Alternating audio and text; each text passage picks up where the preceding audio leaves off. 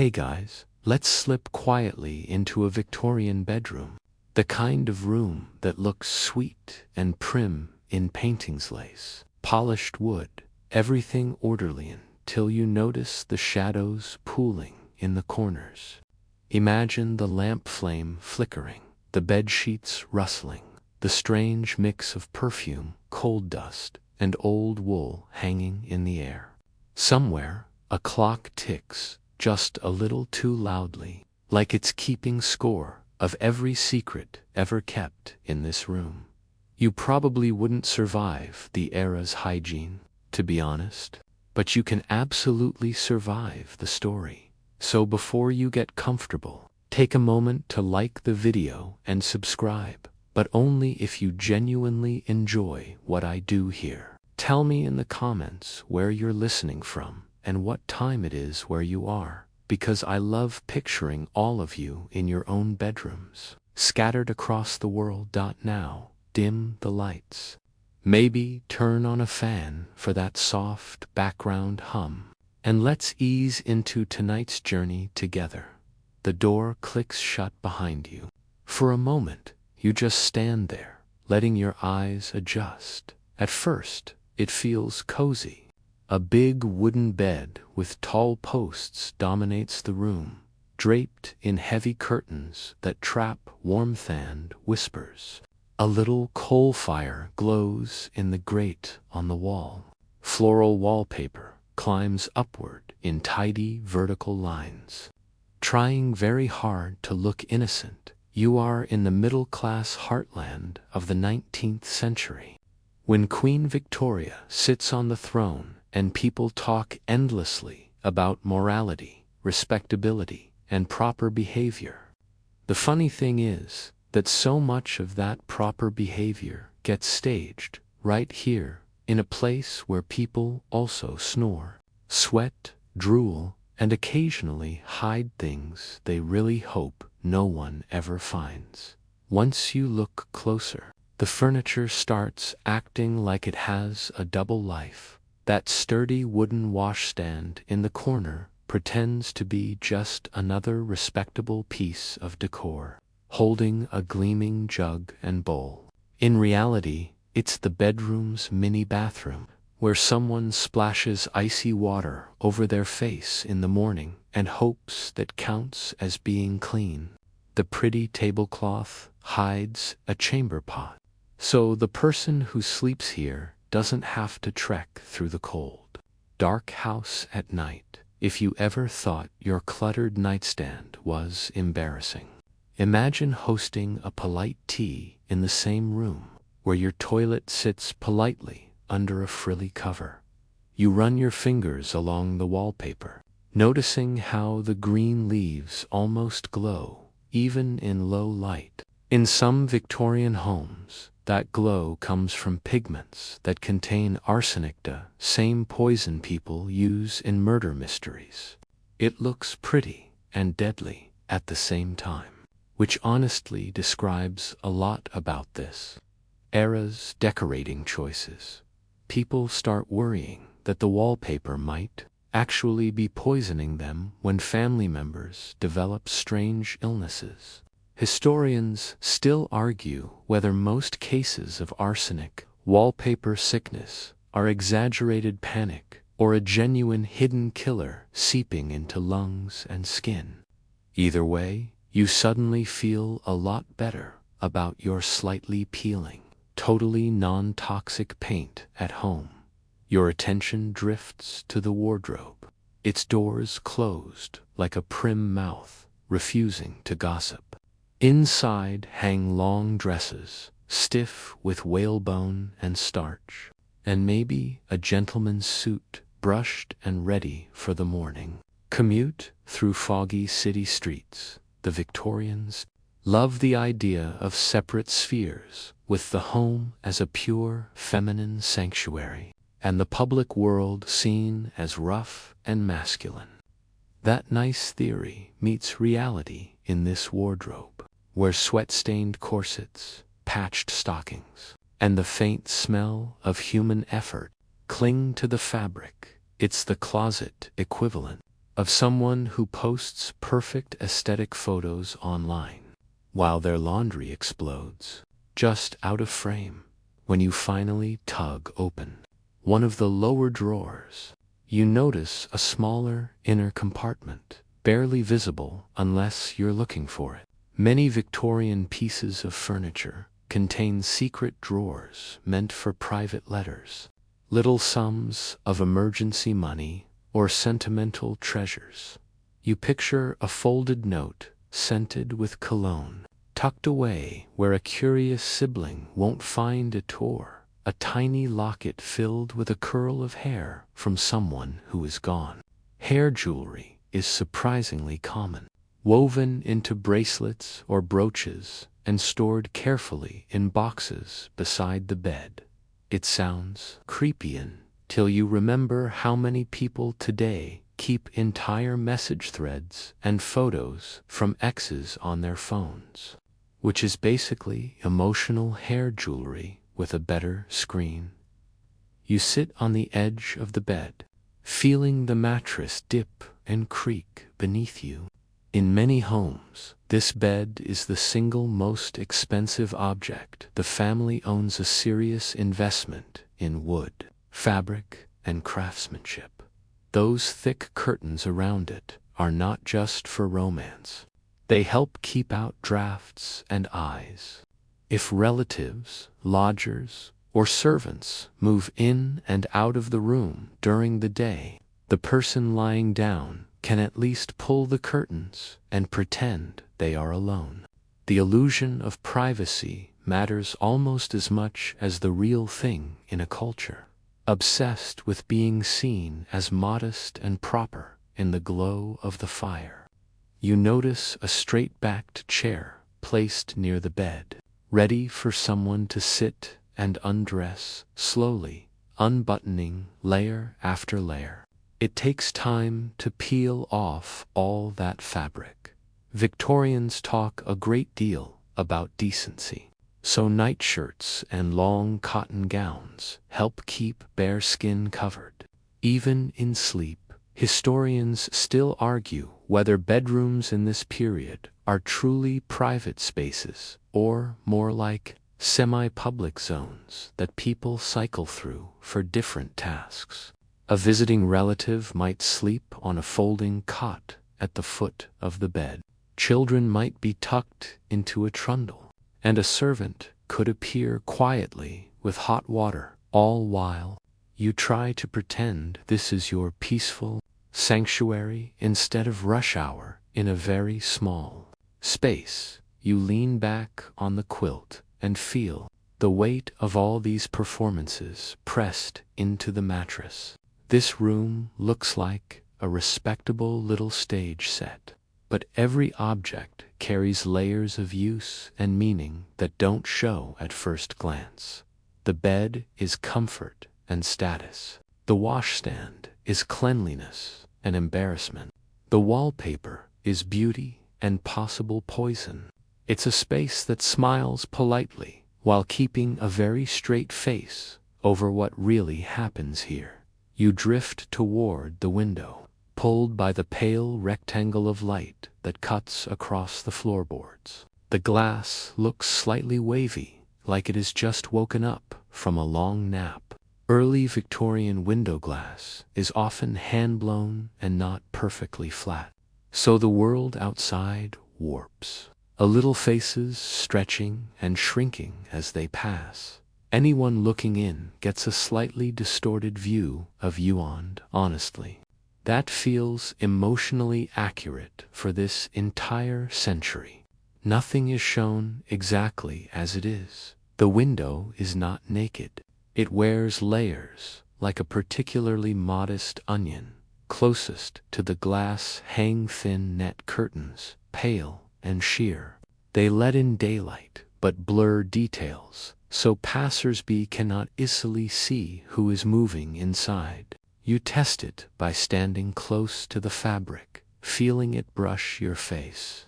From the street, your shape would be just a suggestion, a soft ghost floating behind lace. Victorian middle class Families adore net curtains because they promise the perfect balance of visibility. You can spy out, but others should not spy in.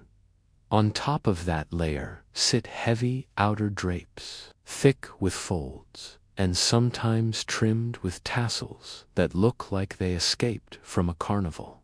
These are drawn at night when gas lamps or candles make anyone near. The windows stand out like a stage performer. You picture a teenage daughter sneaking a book under the covers, her silhouette almost giving her away, and a parent hissing a reminder to pull the curtains properly closed. Privacy is not just a preference, it's a moral performance. A respectable family is meant to look controlled, contained, and never careless with who sees what. You study the pattern on those curtains, noticing clusters of flowers and vines. Fabric design in this period becomes a minor obsession, especially as machine weaving spreads and factories churn out cheaper textiles. A mainstream fact of the age is that British textile production helps fuel the entire industrial economy, and colorful fabrics pour into homes as signs of rising prosperity. Yet even in this simple bedroom, pattern placement is strategic. Darker fabrics hide soot stains from city air, and complex motifs distract the eye from slight damp patches near the window frame. Decoration doubles as camouflage. You lift the edge of the curtain and peer at the frame itself. A narrow metal rod for a roller blind is fixed above the sash. Roller blinds feel like cutting-edge home tech in the 1800s, with simple spring mechanisms that let you adjust how much of the window is covered. Instruction manuals teach homeowners where to set the blind during the day to appear modest but not gloomy. Historians still argue whether these etiquette rules genuinely shaped daily behavior or mostly exist as aspirational advice that people ignore once the neighbors aren't looking. Can imagine someone confidently pulling their blind to the exact recommended height, feeling like they've just passed a secret exam in middle-class correctness. Your gaze travels outward now, through the glass, into the street.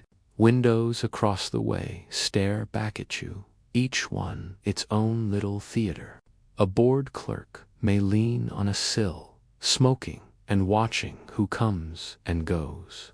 A dressmaker might shift a mannequin toward the light dot in some neighborhoods. People half joke about having their own unofficial lookout network because everyone can see who visits whom and at what hour.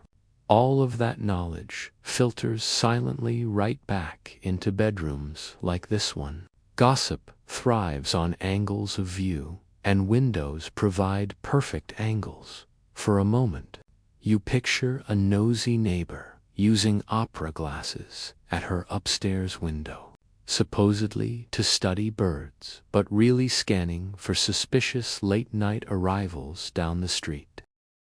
There are stories of people obsessively monitoring curtains across the road, noting any unusual movements, like amateur detectives. It sounds extreme until you remember how many people now casually zoom in on others' social media posts, looking for clues in the background. Different technology, same basic pastime. Inside the bedroom, the window wall becomes a control panel for intimacy. If the blind is down and the curtains are closed tight, the room feels almost sealed. Conversations at the edge of the bed can stretch a little freer. Whispers grow softer, movements less restrained. If the curtains are merely half drawn, everything tightens. A person sitting on the bed glances toward the gap, aware of the possibility that someone in the street might see a shadow. They Shouldn't you feel your own shoulders tense the moment you picture that crack of visibility, like a tiny surveillance camera that runs on daylight instead of batteries? Not all bedrooms enjoy this front row seat on the world. Some windows face narrow alleys where a neighboring wall looms close. To brighten the gloom, people sometimes install patterned or frosted glass in the lower panes, letting in light while blocking views. A quirky little detail is that certain shops even sell stained glass panels with religious symbols or moral slogans, as if the window itself can preach at anyone who peeks in. Imagine trying to snoop and getting judged by a painted angel or a glowing Bible verse while you squint. You notice the carefully positioned furniture near the window. A small writing desk sits just out of direct sight from the street, angled so the writer can enjoy daylight without showing their face fully. A lady might sit there addressing letters, her pen scratching quietly while the outer world bustles past. If she wants to observe without being observed, she can shift her chair and part the curtain just a finger width. That single slit of fabric turns the bedroom into a tiny WATCHTOWER dot near the sill. A potted plant stands guard. Victorians love bringing nature indoors in heavily curated ways, with ferns, palms, and little flowering plants decorating windows. Beyond the simple love of greenery, these create subtle screens. Leaves break up outlines, distract from movement, and offer an excuse for standing at the window longer than necessary. You can always pretend you're checking on your fern instead of checking on the neighbor. At night, the whole arrangement transforms.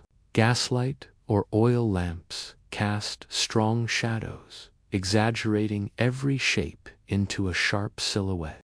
That's why lamps are often placed away from the window. Closer to the interior wall, a single misplaced lamp could project a clear outline of someone undressing onto the curtains like an accidental shadow puppet.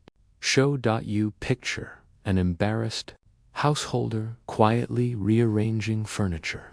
After noticing that effect once, it's the Victorian equivalent of accidentally turning your camera on in a video call when you really didn't mean to.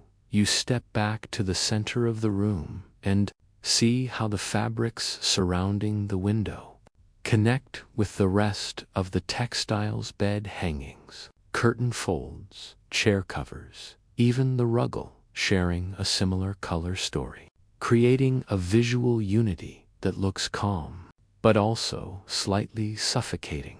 Everything wraps, drapes, conceals. The room protects its occupants, but it also organizes them, nudging them toward certain behaviors and away from others. Here, privacy is not just about whether someone can see your body. It's also about whether they can see your feelings, your arguments, your whispered plans. Every cord you pull and every curtain you adjust changes how much of your inner life leaks into the street. The window, with all its fabrics and tricks, turns out to be less a simple opening and more a delicate machine for managing secrets.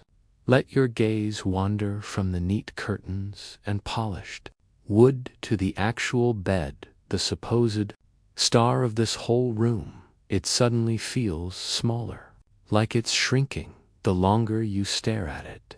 That's because, in many homes, this bed is not a luxurious private cloud for one peaceful sleeper. It's more like a crowded train compartment at night, only made of feathers and arguments. You sit down and feel how wide it really is.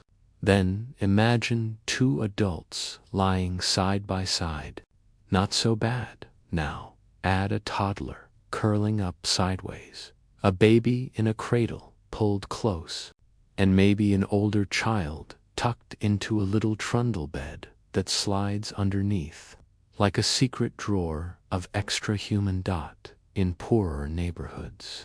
All those bodies might squeeze directly into the same mattress feet to the middle, heads at opposite ends. Shared sleeping is not some odd exception.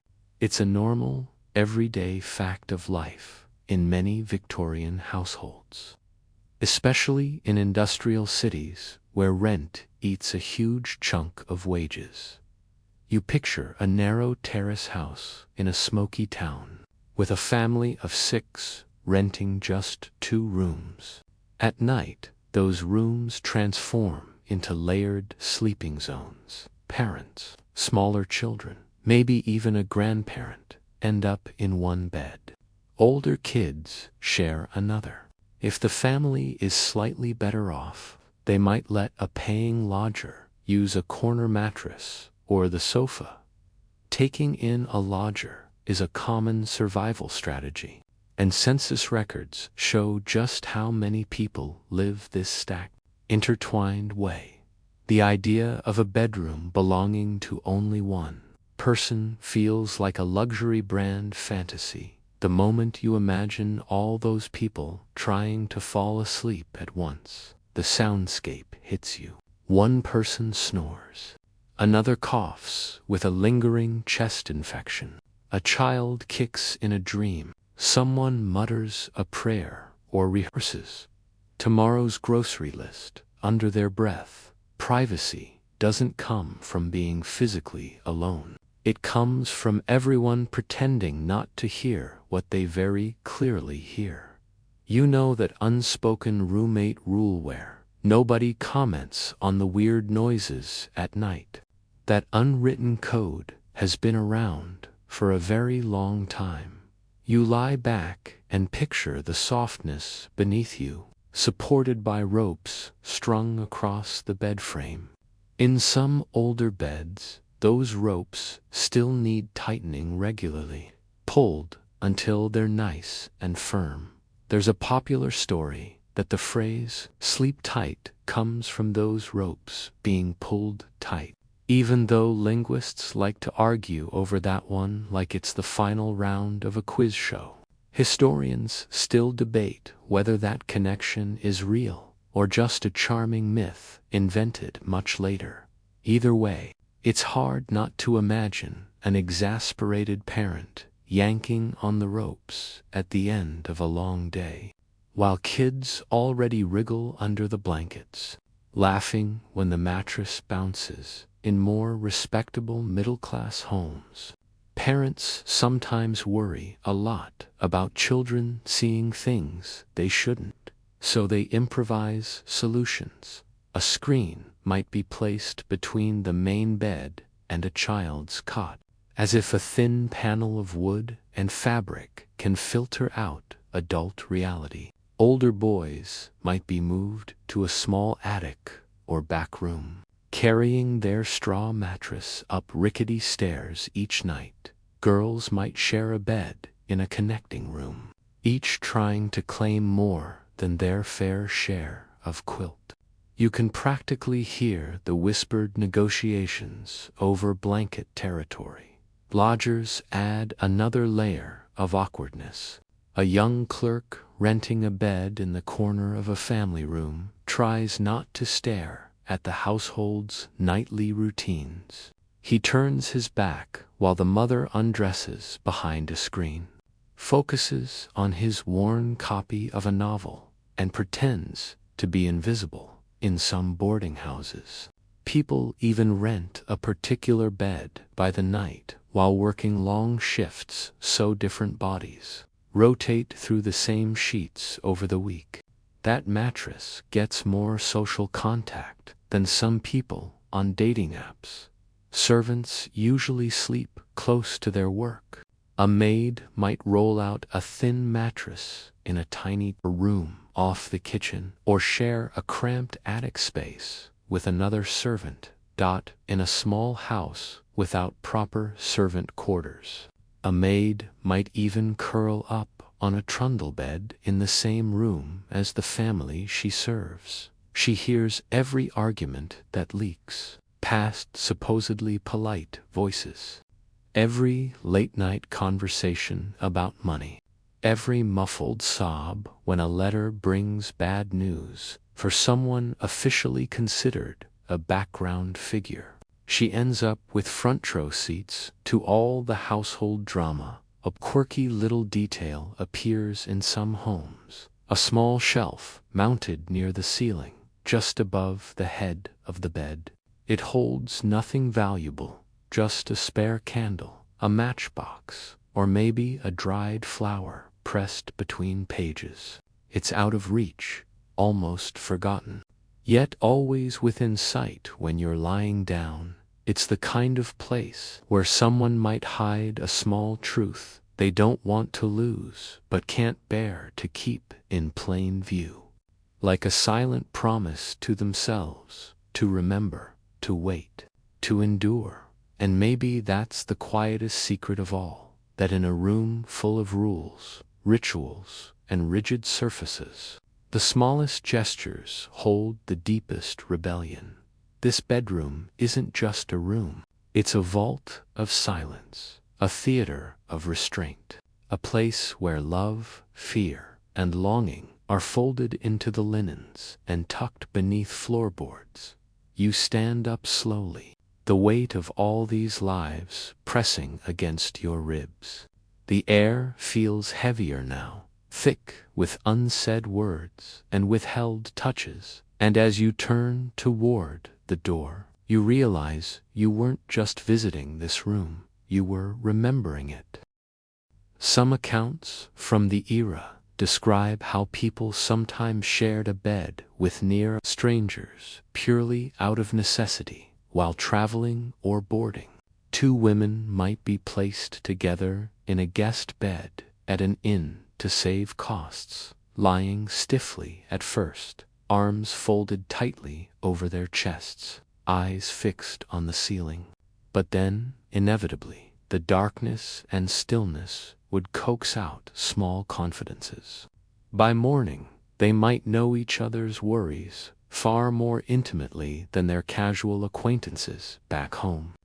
The darkness and enforced closeness turned beds into accidental confession booths. In these layered sleeping arrangements, boundaries became less about walls and more about behavior. People learned to undress in stages, keeping on long nightshirts or flannel gowns that preserved modesty, even if a blanket slipped. They mastered the art of turning their back at just the right moment. Voices dropped lower when the conversation turned risky.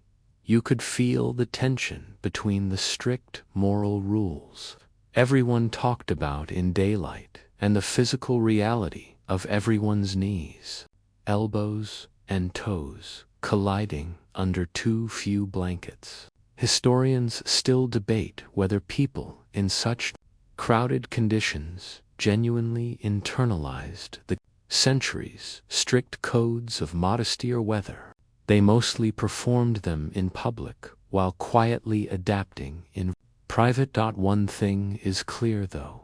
Over time, families began dreaming of separate rooms as a symbol of success. To be able to say, "This is my room," or "the children have their own room," became a point of pride for the aspiring middle class.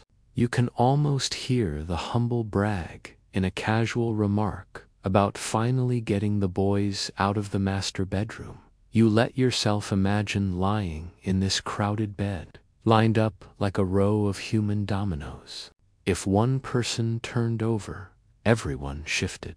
Secrets were fragile here. A whispered conversation could be overheard by someone pretending to be asleep.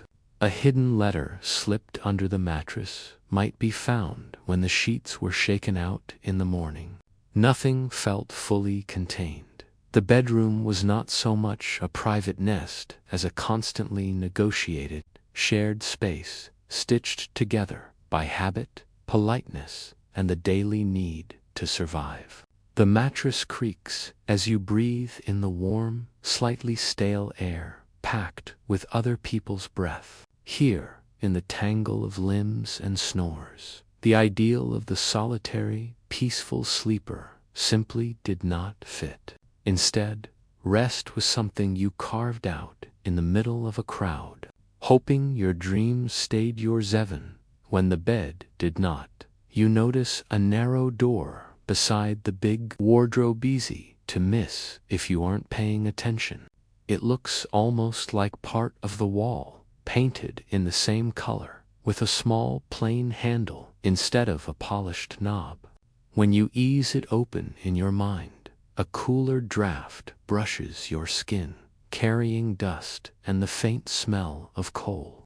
You are looking at the entrance to the servant's world, a hidden route that rewires the entire house. You step through and feel the floorboards change under your feet.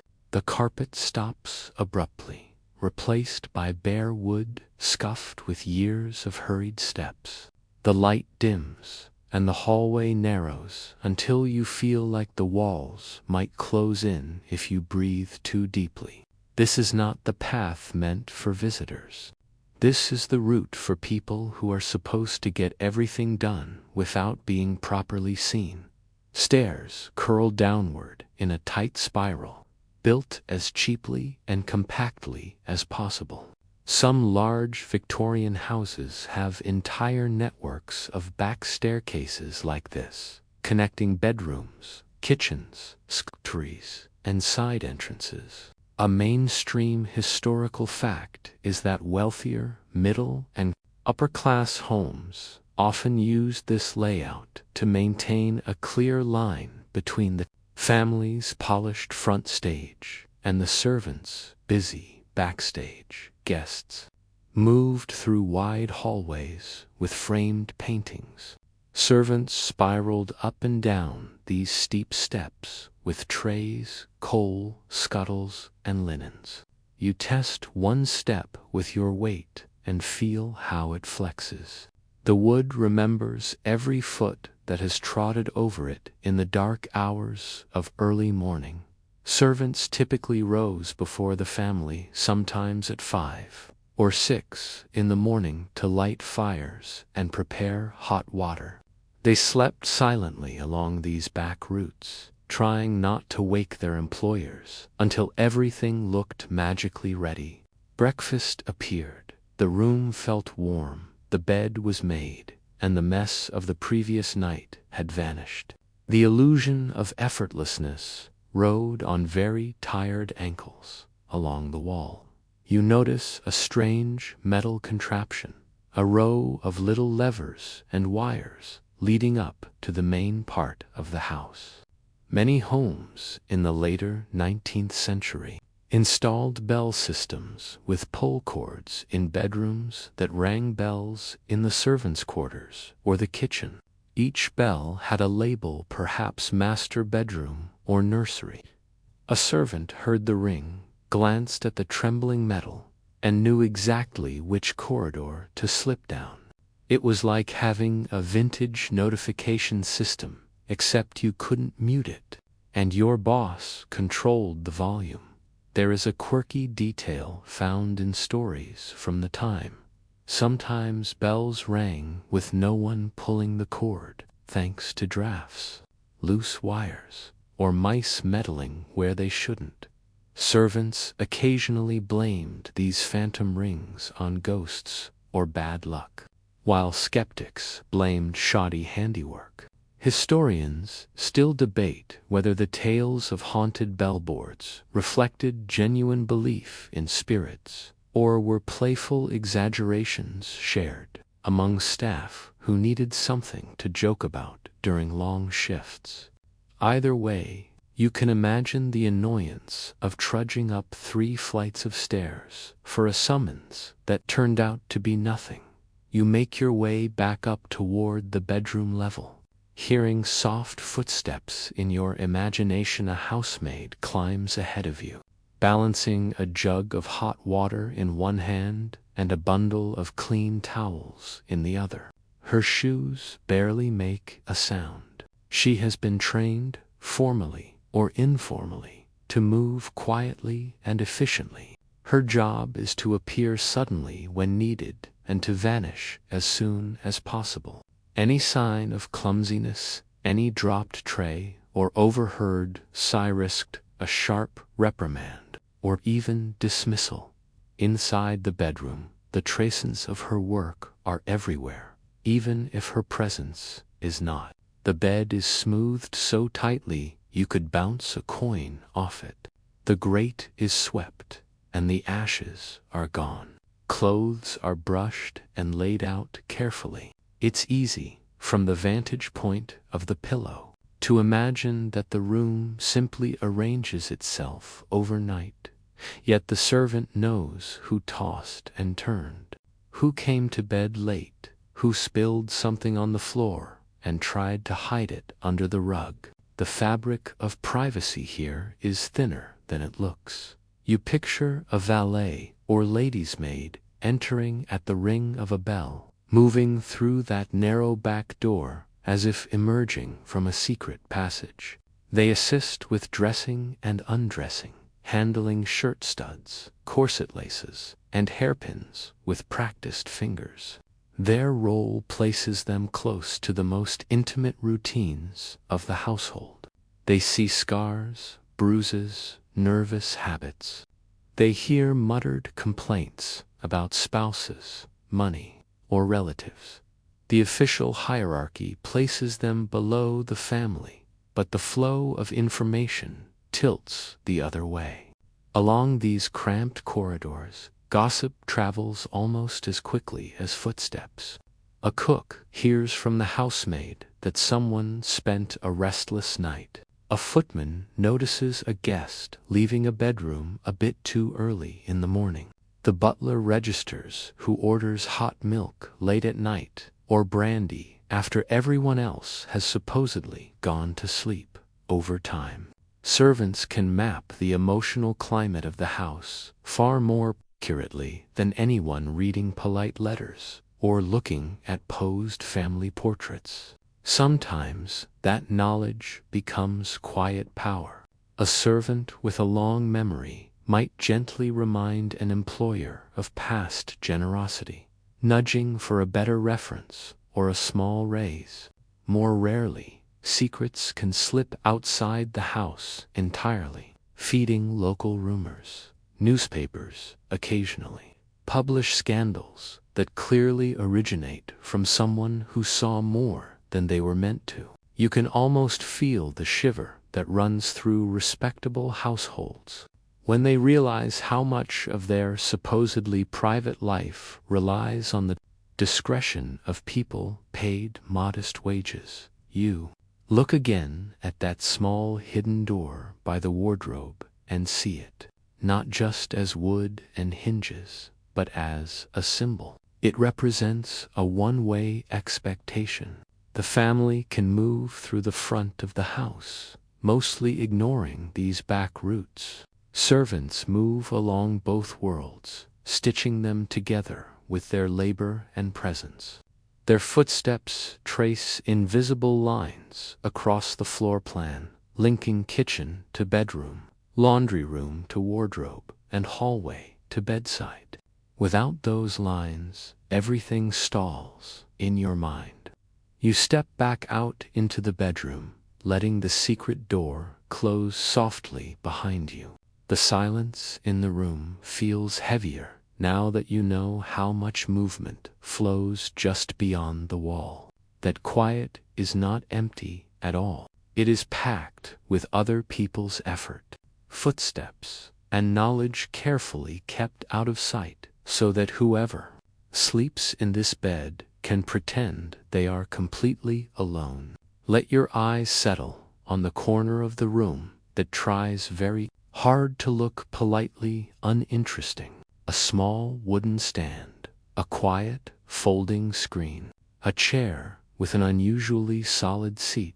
This is the part of the bedroom that handles all the things nobody wants to talk about, and everybody has to do anyway. It is the backstage of the human body, squeezed into a few square feet. You step closer to the washstand first. On top, a large ceramic jug rests in a matching bowl decorated with flowers that never wilt. The jug is not just decorative. In the morning, someone fills it with cold or lukewarm water so you can splash your face, hands, and maybe neck. Full baths in an actual tub are not everyday events for most people.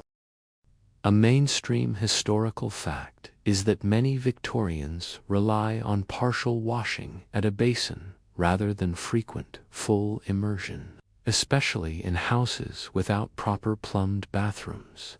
You dip your fingers into the imaginary water and feel how quickly it cools in a chilly room. If you want a hot wash, someone has to heat water downstairs and carry it up jug by jug. Suddenly, your modern shower knob feels like a magic wand under the washstand. A neat little curtain hides the less glamorous supplies: soap that smells of carbolic, rough towels, maybe a nail brush for scrubbing away. You can picture a young clerk furiously scrubbing after a long commute through smoky streets, trying to wash away cold dust and office anxiety at the same time. The effort to appear clean is part hygiene, part social armor. Smelling bad is not just unpleasant, can signal moral failure in a culture that reads physical tidiness as character. Then there is the chamber pot. It waits there patient and slightly menacing, tucked under the bed or inside a purpose-built cabinet with a lift-up lid. Some are plain earthenware. Others are surprisingly fancy, with painted rims and cheerful floral designs. A few even have witty slogans on the bottom, which feels like the 19th century version of a joke printed inside. A coffee mug. You imagine waking up in the cold dark, lighting a candle, and reaching for that pot because the actual outdoor privy is 2 flights down and practically in Siberia. Romantic novels skip this part of nightly life, but reality does not. A quirky tidbit you can almost smell from here is the use of scented vinegar or herbal sachets to fight odor. People sometimes soaked cloths in vinegar or perfumes and hung them nearby or held them to their nose. When emptying unpleasant containers, there are early air freshener powders to sprinkle into chamber pots, promising to tame the smell like a courageous little chemical knight. You already know how that can go. Beside the bed, a folding screen stands like a quiet, portable wall. Painted birds or flowers flutter across its panels, as if trying to distract you from its real purpose.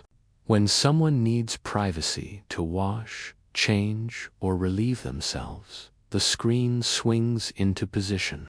It's astonishing how much emotional protection people place in a few hinged boards. You step behind it in your mind and feel how the air changes. Everyone in the room might still hear you, but at least they cannot see you. That small difference matters. The line between respectable and scandalous behavior often depends on whether something happens visibly. Undressing behind a screen feels proper. Undressing in full view of another adult who is not your spouse feels wrong in most middle-class circles. Yet the cramped realities of shared rooms mean that people constantly negotiate these boundaries. Parents might turn their backs while a child washes at the basin. Siblings might agree on who uses the screen first. Couples might wait until the house quiets before attempting any intimacy. Trusting thin walls and thick blankets more than they probably should in some homes. Special commode chairs blur the line between furniture and plumbing. These look like regular wooden chairs or small armchairs, but the seat lifts to reveal a hidden chamber pot. To an untrained eye, the piece looks like a comfortable place to read.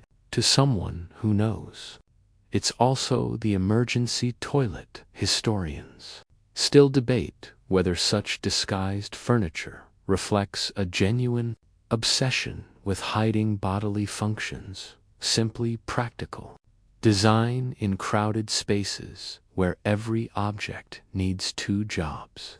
Either way, you cannot unknow what that chair really is. Once someone tells you, your attention moves to a small shelf holding combs, brushes, and bottles. Hair care happens here, too, and it takes time.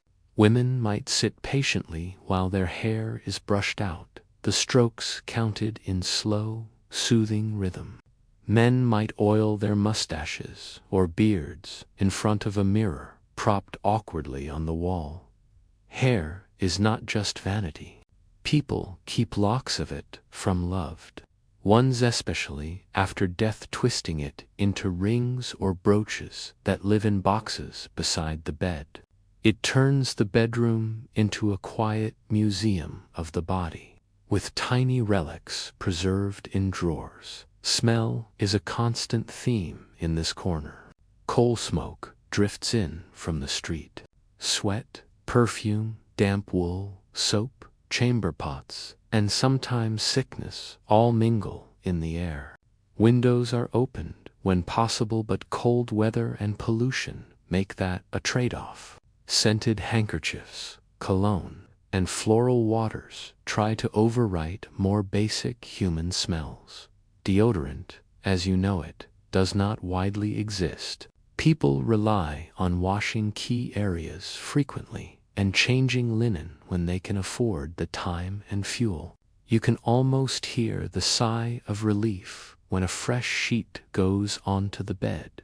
On the wall, a modest dressing gown hangs ready, soft and well worn. It is the garment that bridges the gap between fully dressed and fully bare, thrown on quickly if someone knocks unexpectedly. The dressing gown, nightshirt, and long cotton nightgown all work together to keep the body covered as much as possible. There is a constant dance between comfort and modesty. Too much fabric and you overheat under heavy blankets. Too little and you risk embarrassment if anyone walks in at the wrong moment. The more you study this not quite private corner, the more you see how tightly controlled everything is supposed to be. The body must be clean, but not showy about how it gets that way. Natural functions must be managed, but never discussed in polite company. Sleepwear must be comfortable, but always decent if someone else catches a glimpse. The bedroom becomes a small stage where the everyday reality of being a human animal is dressed up and refitted to match a society that prefers not to acknowledge that side of itself.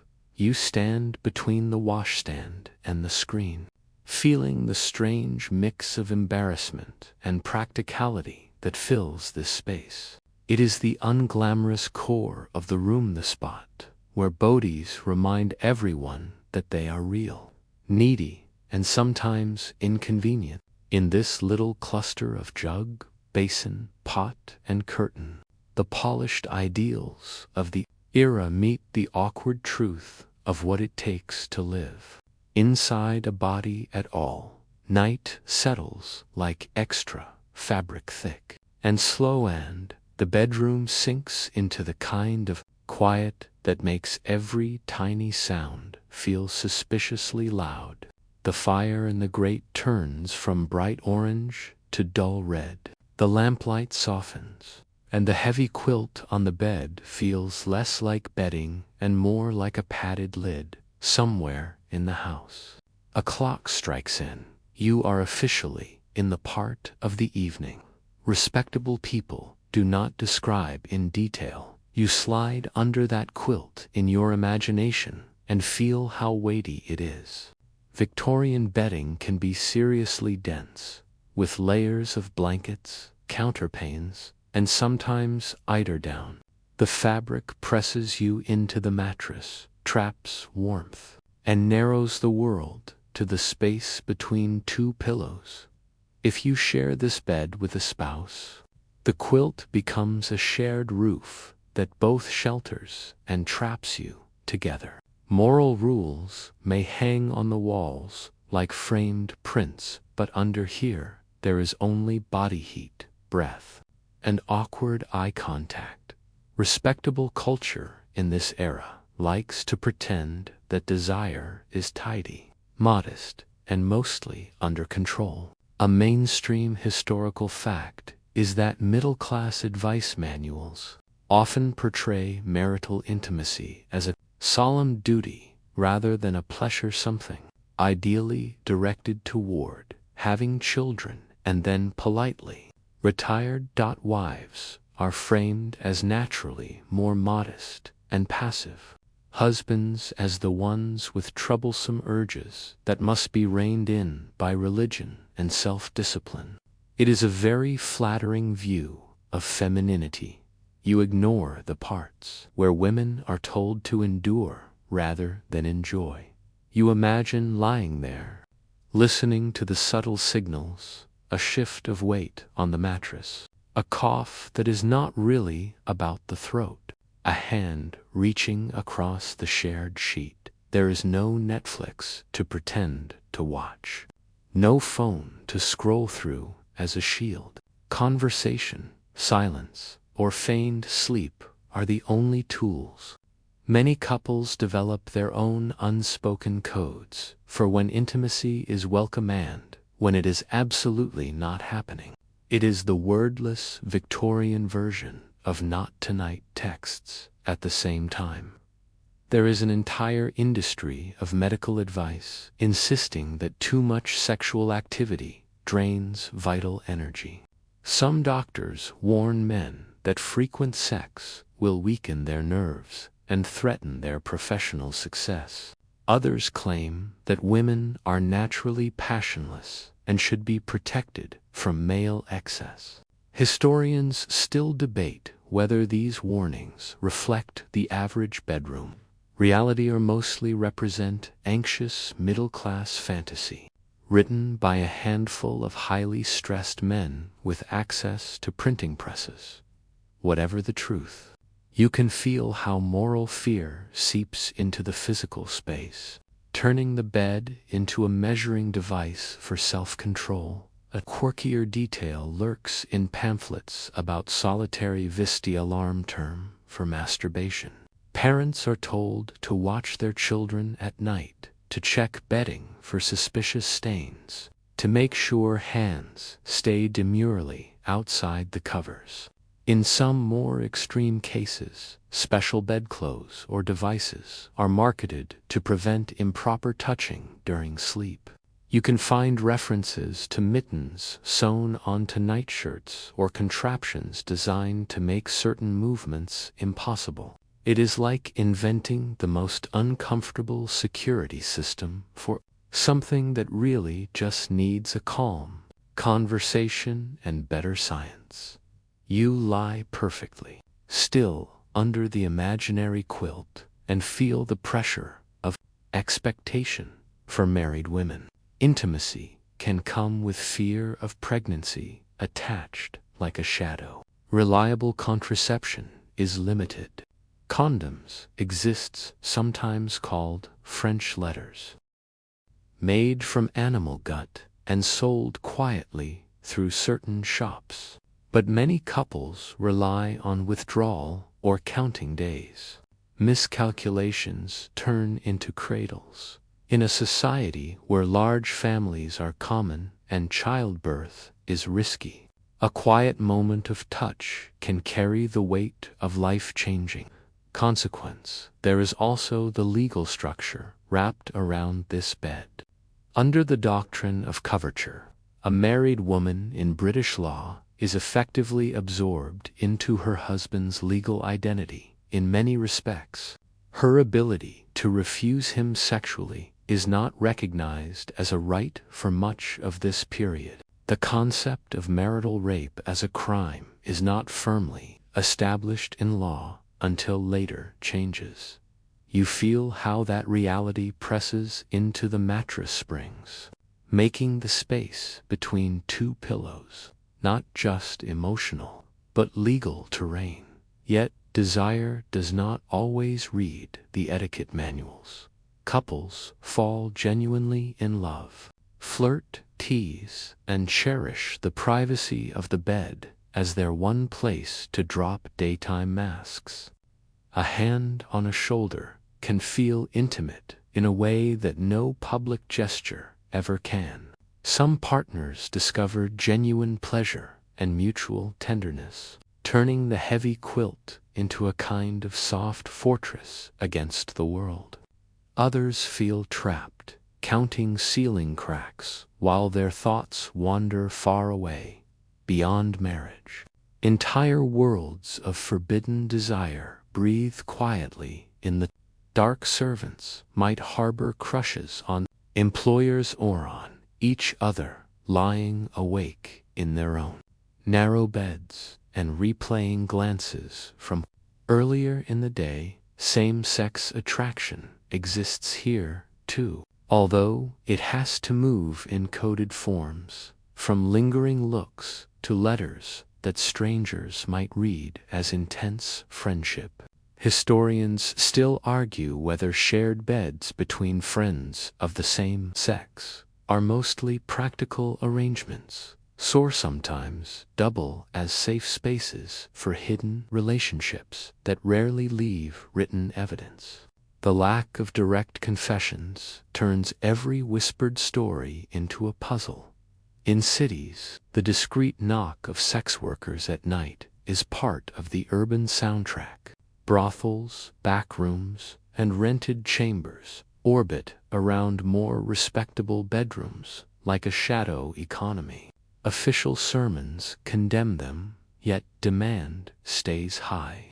Medical reports about sexually transmitted infections tell their own story about how busy those nighttime streets really are. It is difficult not to see the gap between public moralizing and private behavior as wide enough to drive a carriage through. Inside the respectable room, desire is supposed to be neatly redirected into marriage, then carefully filtered through religion and duty. A husband might kneel by the bed for evening prayers while thinking about something very different. A wife might fold her nightgown at the foot of the mattress and wish for either more affection or less obligation. The bed holds all of this, silently absorbing resentment, tenderness, boredom, passion, and fear without comment. There are practical adjustments, too. Some couples end up sleeping in separate beds within the same room, or even in separate rooms, citing health reasons or restlessness. A person with a snore that could frighten horses might be diplomatically shifted to their own mattress. In some circles, this arrangement becomes a quiet sign of status, suggesting that a couple can afford enough space to separate sleep from intimacy. The physical distance lets each person claim more control over when their body is available. If no one says that aloud, you let your awareness drift through the darkened room, feeling the layered emotions pressed into the sheets. Desire here is not all romance and sweeping drama. It is also awkward, negotiated, restrained, sometimes joyful, sometimes sad. The heavy quilt lies over every mix of feeling, smoothing it into one outwardly calm surface. From the hallway, a closed door and silent bed look entirely respectable. Under the quilt, reality is much more complicated, pulsing softly in the half-darkness, where words often fail and breathing says everything. Curtains hang heavy around the bed. And for once, they are not just about privacy from the street. Tonight, they are about keeping a whole storm of sound and fear wrapped inside this room.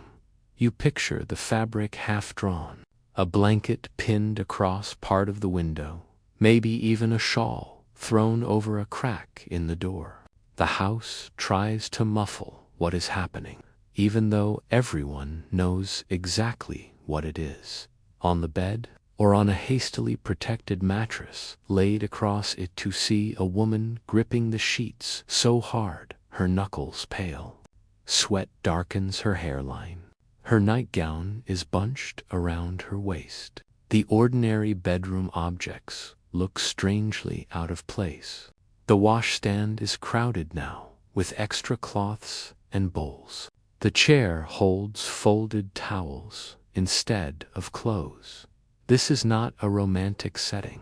This is a battlefield for breath and heartbeat. You are in a time when many births take place at home, often in the main bedroom. A mainstream historical fact is that in much of the 19th century, especially in Britain and across Europe, most women give birth with the help of midwives or female relatives rather than in hospitals. Doctors are more likely to be called for difficult cases or in wealthier households, and even then, not always welcomed at first. The bed becomes a delivery table, an operating space, and a cradle all in one. The air is thick with hot breath and whispered instructions. A midwife leans over the bed, her sleeves rolled up, her apron already marked by the work of the night. She brings experience instead of diplomas, knowledge gained from dozens of deliveries in rooms just like this. She listens to the timing of the contractions, feels the mother's belly, murmurs encouragement. Her voice moves in a low, steady rhythm, as if she is trying to hypnotize the pain into behaving. You notice how the room is arranged for the task. Extra pillows prop the mother up. Sheets and old linen are layered under her, ready to be bundled away. A basin sits on the floor, waiting. Towels warm near the fire for when the baby arrives. A kettle rattles softly somewhere beyond the doorway, heating water that will be used for washing and comfort rather than any real sterilizing. Germ theory is only beginning to creep into common knowledge, and antiseptic practices are not yet universal. You suddenly feel grateful for every sterile wrapper you have ever seen in a clinic. Outside this room, family members hover like nervous satellites. Children might be shooed downstairs, sent to a neighbor, or tasked with errands. A husband steps in and out, unsure where to put his hands. In many households, men do not stay for the main event. They pace, they pray, they drink. They try not to imagine the worst. The phrase lying in describes the period when a woman stays in bed before and after childbirth. And for some, it marks a time of special care. For others, it is a time of fear and isolations, stuck in a bed that has seen both marital duty and now mortal risk. A contraction grips the woman and she cries out, sound tearing at her throat. The midwife urges her to breathe, to push, to hold back, depending on the moment. Someone wipes her forehead with a cloth dipped in water. The bedroom walls, decorated with placid flowers and saintly prints, witness a level of pain no delicate wallpaper was designed to match. Historians still argue whether the popular sentimental images of serene, angelic Victorian motherhood have anything to do with the raw experiences women actually report in letters and diaries. The contrast between painted ideals and lived reality feels stark. When you picture this bed shaking with effort, there are quirky beliefs swirling in this space, too. Some women avoid certain knots in their clothing or bed linens because of old superstitions that tight knots can somehow hinder labor. Others insist on particular objects in the room, perhaps a favorite framed verse, a piece of jewelry, or a relic tucked under the pillow. In some families, the umbilical cord is dried and saved in a little packet pressed between Bible pages. Treated like a strange, half-medical, half-magical keepsake, the bedroom becomes a mix of medicine, tradition, and quiet ritual. Pain relief is a complicated topic here. In the middle of the century, anesthetics like chloroform and ether begin to be used in childbirth, especially after a famous royal birth, where the reigning queen receives chloroform during labor and approves of the result. That moment gives a sort of royal stamp of legitimacy to the idea that easing childbirth pain is acceptable rather than sinful. Yet access is uneven. Many women in modest homes never see such drugs, relying instead on gripping the bed frame, biting on cloth, or sipping small amounts of alcohol. You can almost taste the harsh burn of brandy used as courage in a glass. Hours can drag. The fire may need to be stoked. Candles burn low and are replaced. Outside, dawn light starts to pale the curtains while the struggle continues inside. You imagine the tension between hope and dread, weighing on everyone's shoulders. Infant and maternal mortality rates are higher than in many modern settings. People know women who did not recover from childbirths and babies, who never took more than a few breaths. Every groan from the bed carries the memory of other rooms where things went wrong. When the baby finally arrives, the sound shatters the long-held tension. A cry thin at first, then stronger. The midwife holds up a damp, wriggling body, checks breathing and color, then wraps the infant in linen that still smells faintly of soap. Someone laughs with relief and immediately bursts into tears. The ordinary bedroom flips mood in an instant from fear to celebration. Even the wallpaper seems to brighten when a new life wails its first complaint about being cold. The work does not stop. Blood must be cleaned, sheets changed. The mother is checked for signs of dangerous bleeding or fever. The baby is placed at her breast, and the room fills with the soft, smacking sounds of first feeding. Outside, word spreads through the household, rippling down staircases and into kitchens. A maid peeks in with a smile, balancing a tray of hot tea and toast. The midwife might accept a small tip if she is lucky and then move on to her next call, leaving behind a family that will associate this bed with both terror and joy for the rest of their lives. In the days that follow, the bedroom becomes a nest.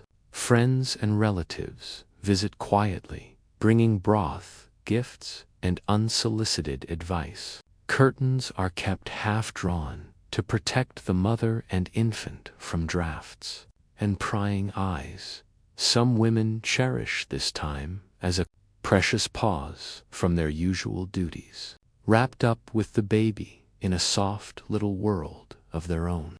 Others feel trapped, restless, or overwhelmed, lying awake at night, listening to the baby's breathing and their own thoughts.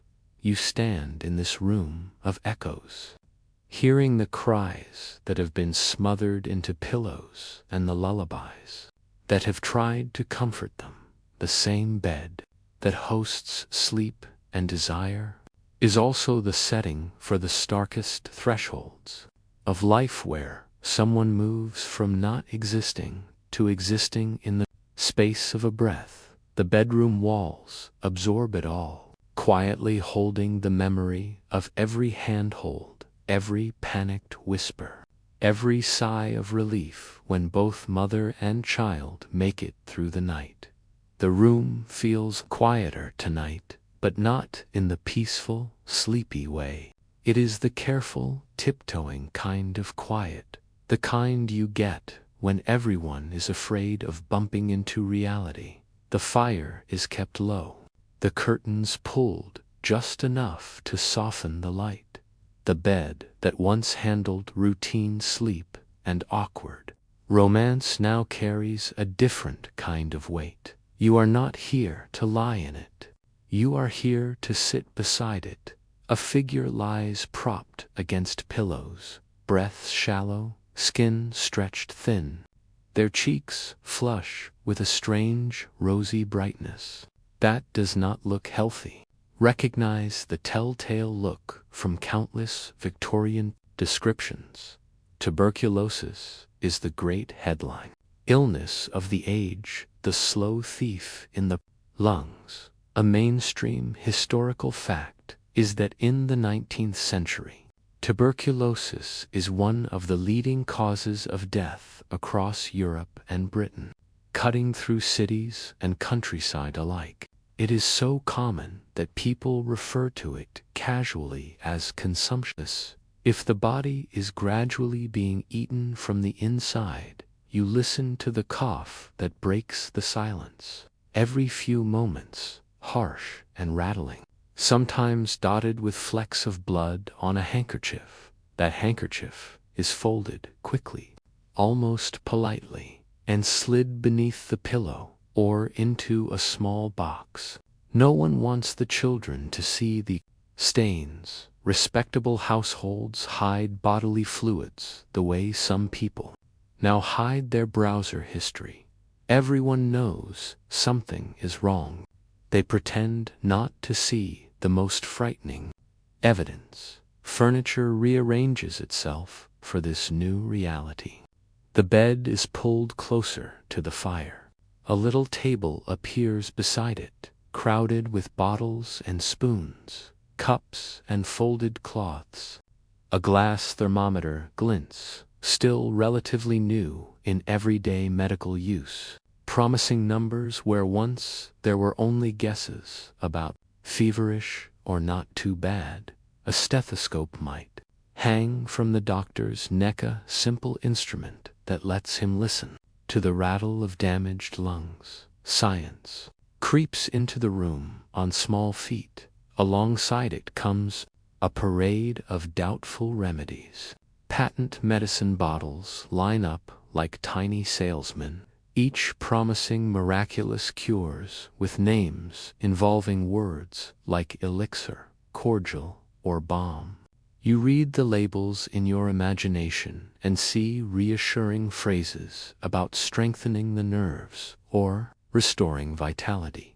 Some of them contain opium, alcohol, or both, which do nothing for the disease itself, but make the patient feel pleasantly distant from the worst of it. If you have ever self-medicated with a ridiculous amount of cold syrup just to get some sleep, you have a tiny hint of the vibe. On a chair, a family member keeps watch, half dozing, waking at every shift of breath, night after night. The bedroom turns into a sick room. In many households, home is the default setting for medical care. Hospitals exist, but for much of this period, they are spaces people associate with the poor, the desperate, or the incurable. The middle classes prefer to bring the doctor to the bed rather than the patient to the ward. The result is that this one room holds both daily routine and slow crisis. The doctor arrives, hat in hand, bag swinging at his side. He smells of cold air and disinfectant if he is more up-to-date, or of tobacco and starch. If he is not, he feels the patient's pulse with serious fingers, asks careful questions, listens to the cough.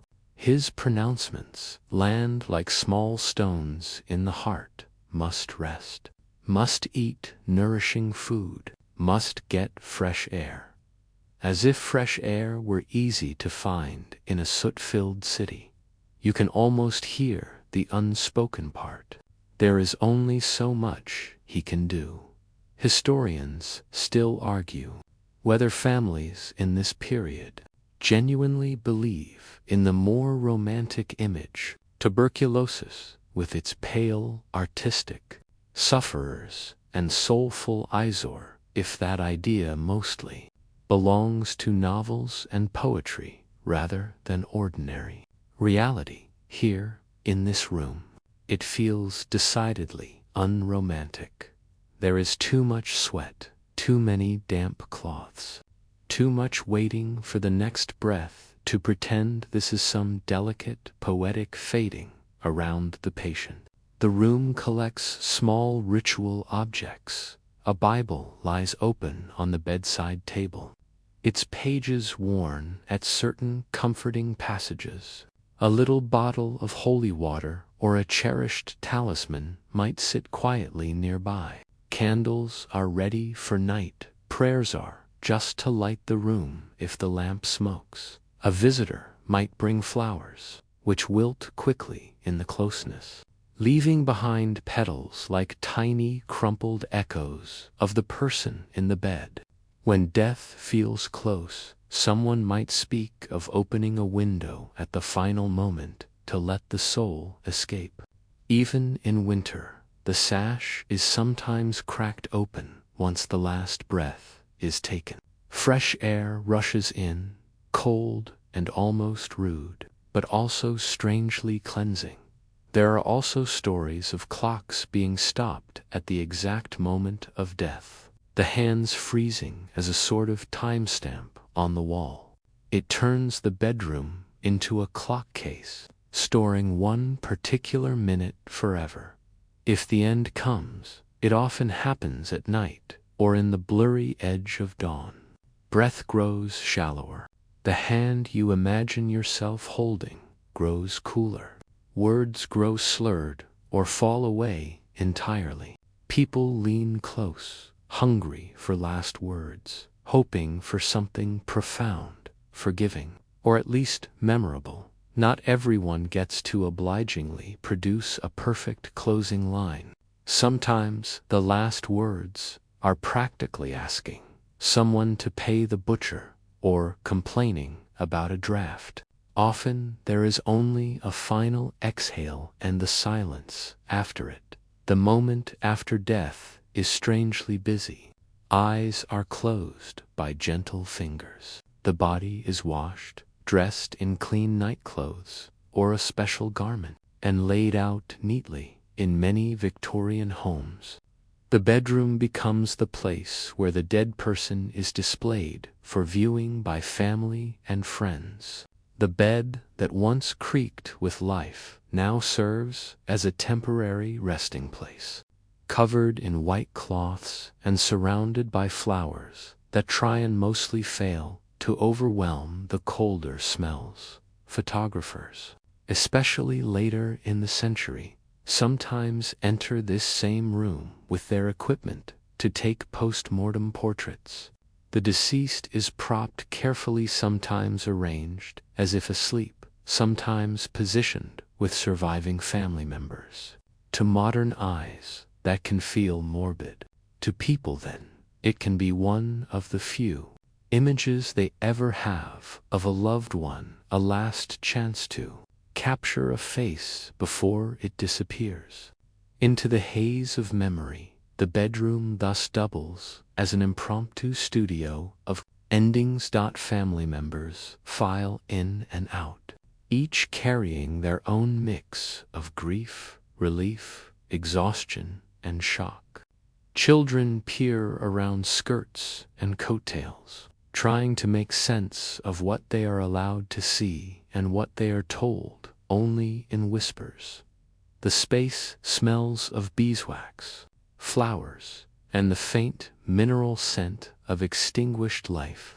Someone sits in the same corner where they once read aloud or sewed, now staring at their hands as if they belong to someone else. In written advice of the time, people talk about the good death, one that is peaceful, prepared, pious, and shared with loved ones at the bedside. The bedroom is supposed to stage this ideal, offering softness, familiar objects, and the comfort of home in the final moments. In reality, illness is messy, pain unpredictable, and emotions volatile.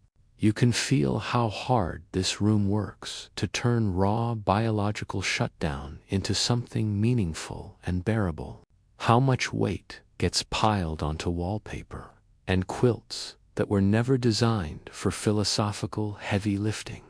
You stand at the foot of the bed, feeling the echo of many such nights. Here, sickness and death do not live in separate institutions hidden behind hospital walls or funeral home doors. They sit right on top of everyday life, in the same space where people once laughed, argued, dreamed, and slept. The bedroom absorbs the last words, along with all the earlier ones, holding them together in a silence that feels oddly full rather than empty. Night has settled deep now, thick enough that the furniture turns into strange silhouettes. The chair becomes a hunched figure. The wardrobe looms taller than usual, and the bedposts seem to creep closer to the ceiling. In the half-light, your brain starts doing what brains love to do when they are tired and slightly scared. It fills in gaps. It invents shapes. It whispers, very helpfully, that you might not be alone. You sit on the edge of the bed and feel that old, familiar sensation, the one people do not admit often.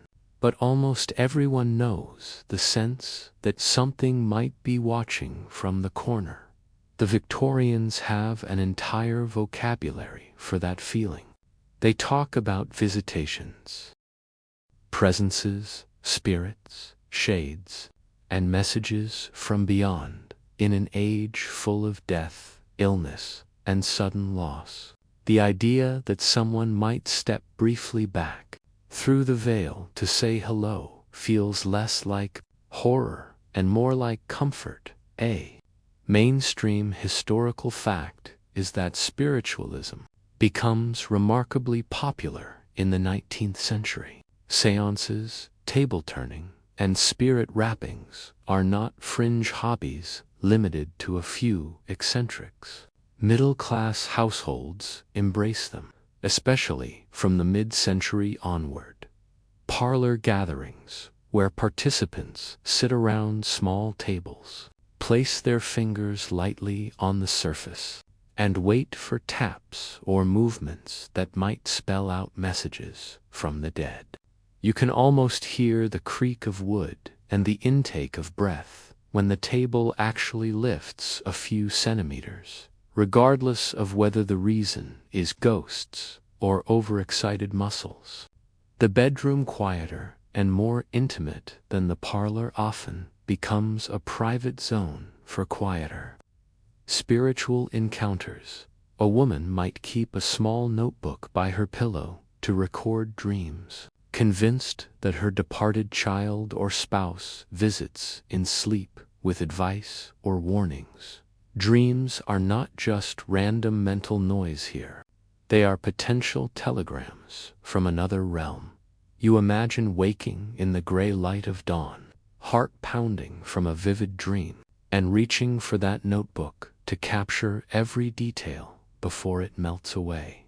On the bedside table, alongside the Bible and the water glass, a few slim volumes about ghosts and life after death might rest. Publishers in this period realize that there is a hungry market for stories of hauntings and spiritual encounters. Some books present themselves as serious investigations, describing experiments with mediums and carefully recorded samples. Others are more like gentle horror anthologists. Be read with the bed curtains half drawn and the candle guttering just a little too much. Historians still argue whether the boom in ghost literature reflects genuine belief, playful fascination, or a mix of both that is impossible to untangle neatly. You stretch out on the bed and stare at the ceiling, picturing the plaster above you as thin as paper. The layer between worlds, worn down by grief and wanting. Many people in this era lose loved ones far too young. Infants, children, spouses, siblings disappear unexpectedly. Traditional religion promises eventual reunion in heaven, but spiritualism suggests something more immediate and interactive. Why wait decades when you might get a knock on the headboard tonight? It is an intense customer service upgrade. A quirky habit appears in some households.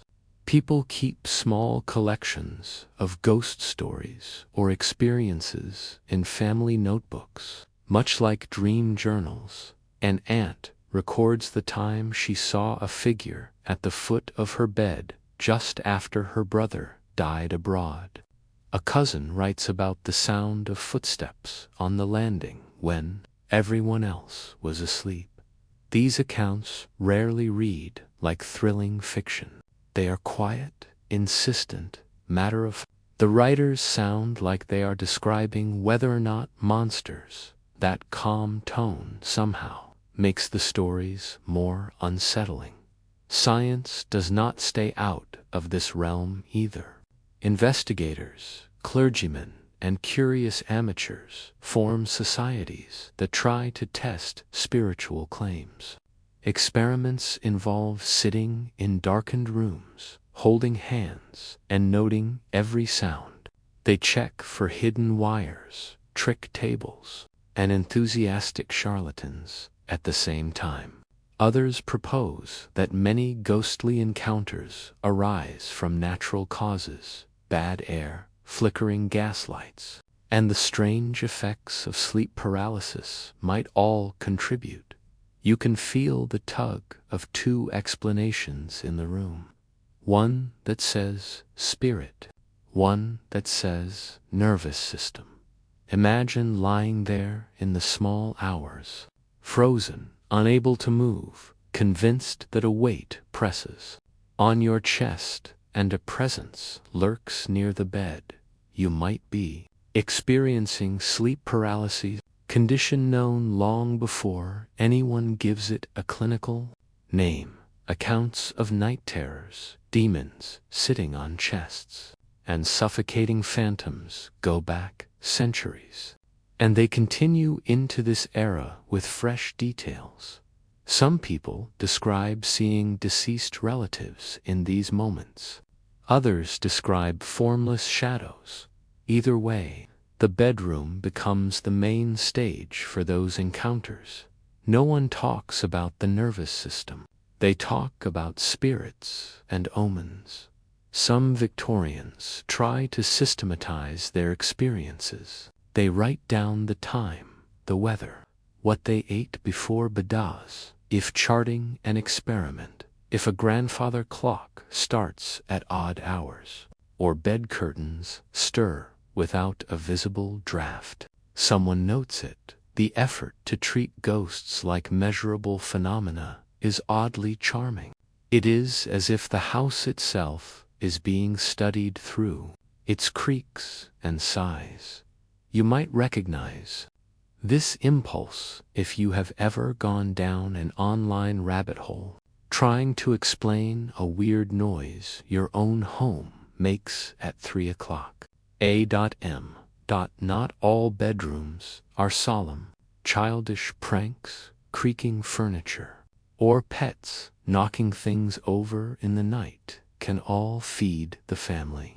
Legend of a mischievous spirit, a missing sock, or a cold patch on the floor might be blamed on a friendly ghost rather than on shoddy heating and a disorganized laundry system. It is easier to accept a supernatural explanation sometimes than to blame oneself for losing yet another stocking.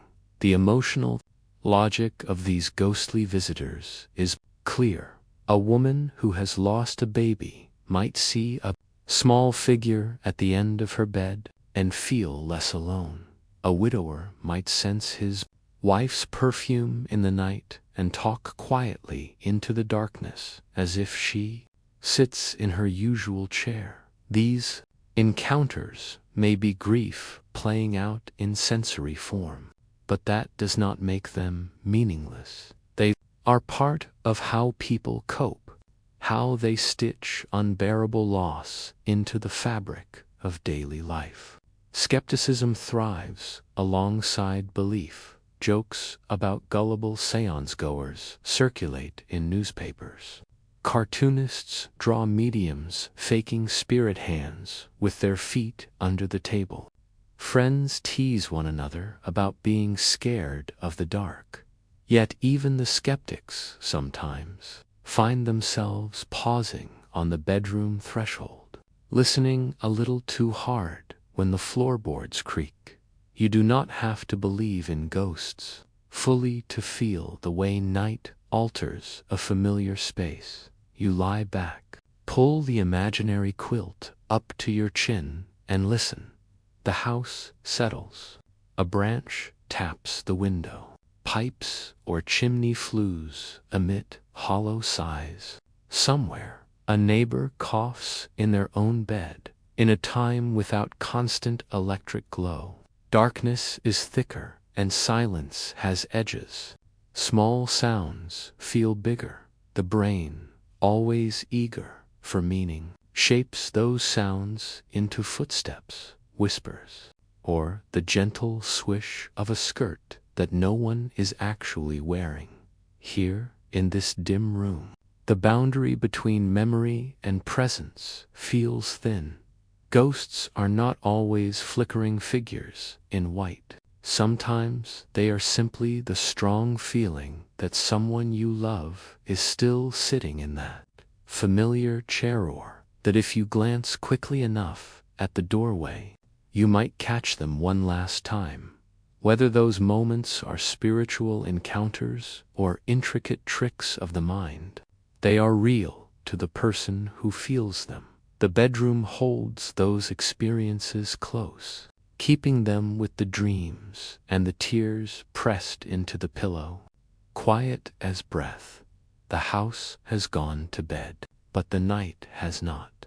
The fire in the grate has sunk to faint embers. The lamp is turned low, and the shadows feel thicker than usual. You listen to the last few sounds fade away. A door on the landing closes. Steps retreat down the corridor. Somewhere, a servant coughs in, then grows quiet. The bedroom settles into that fragile calm that always feels a little too perfect, like a stage. Before the actors come back on, your eyes drift to the door first.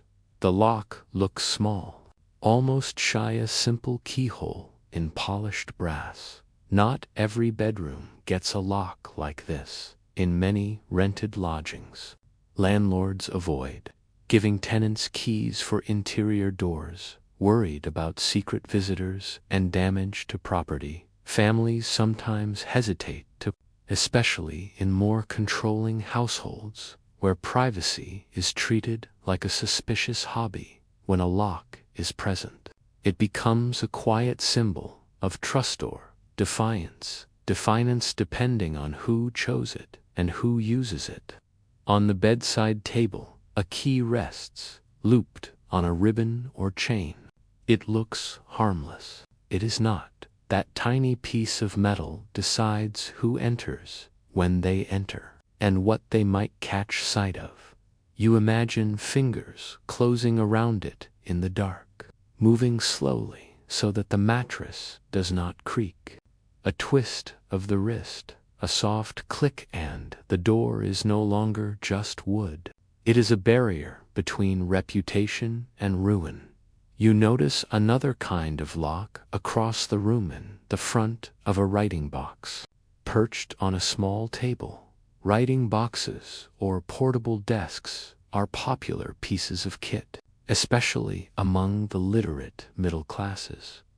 A mainstream historical fact is that the 19th century British postal system becomes incredibly efficient and affordable with innovations like the penny post, making it possible for ordinary people to send letters all over the country with surprising speed. Pair a cheap postage stamp with a secure writing box and you have the perfect recipe for a secret correspondence.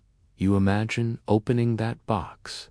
Inside, little compartments hold pens, sealing wax, envelopes, and folded sheets of paper.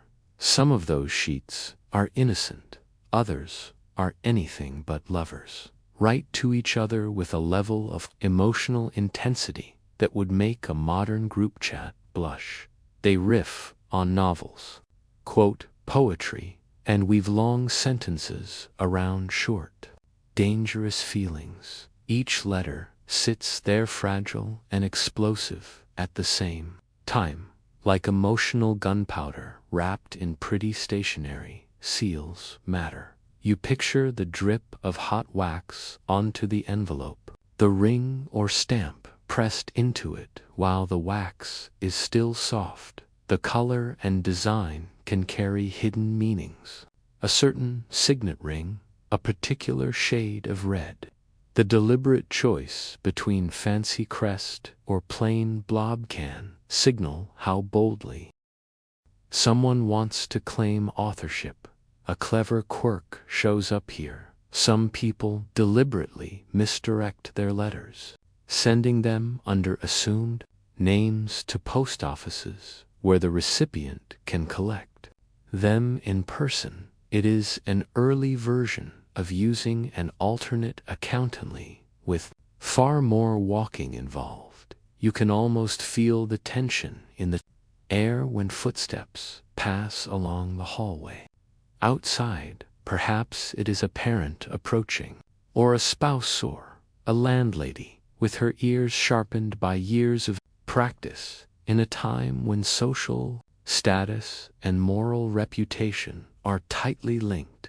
A single compromising letter can cause havoc. Historians still argue whether sensational stories of ruined girls and disgraced gentlemen scattered through magazines and novels match common reality, or whether writers magnify a handful of scandals into cautionary tales for the anxious middle classes. The bedroom floor becomes a map of risk. Each floorboard has its own language. You imagine yourself testing them slowly, learning which ones creak and which ones stay silent. A lover slipping along this route at night is not just sneaking around romantically. They are conducting a high-stakes stealth mission. One false step, one betrayed groan of wood-and doors might open all along the corridor. Every household member is a potential witness. Every witness is a potential storyteller inside the room. Hiding places multiply. Letters can vanish into hems of dresses, between mattress and bed frame, inside hollow bed, or tucked into the lining of a jewelry box. People wedge notes behind loose bits of wallpaper, or tuck them into the pages of religious books no one dares to rummage through. A quirky detail from some personal accounts describes women who keep particularly sensitive letters inside their corsets during the day, tucked safely where no polite person would reach. It is the most literal form of close to the heart storage. You picture the scene when someone receives such a lettera Knock at the front door. A servant bringing up the mail on a tray. The small shuffle of envelopes being sorted. Fingers tremble as the right one is identified, maybe turned upside down to hide the handwriting. In the relative privacy of the bedroom. The seal is broken, and eyes race over the lines. A single sheet of paper can rearrange everything. It can confess, propose, threaten, or beg. It can reveal a secret engagement, hint at an affair, or announce that someone knows far more than they should. Not every letter is romantic. Some carry financial confessions, political opinions, or family disputes so sharp they could cut if you touch them wrong. The bedroom with its lockable drawers and pull-down writing surfaces becomes the safest place to read and write about topics too risky for dinner table conversation. When you lean over that writing box in your mind, pen in hand, you feel the weight of every unsent sentence pressing at the nib, daring you to put it into ink. Blackmail lurks at the edges of this world.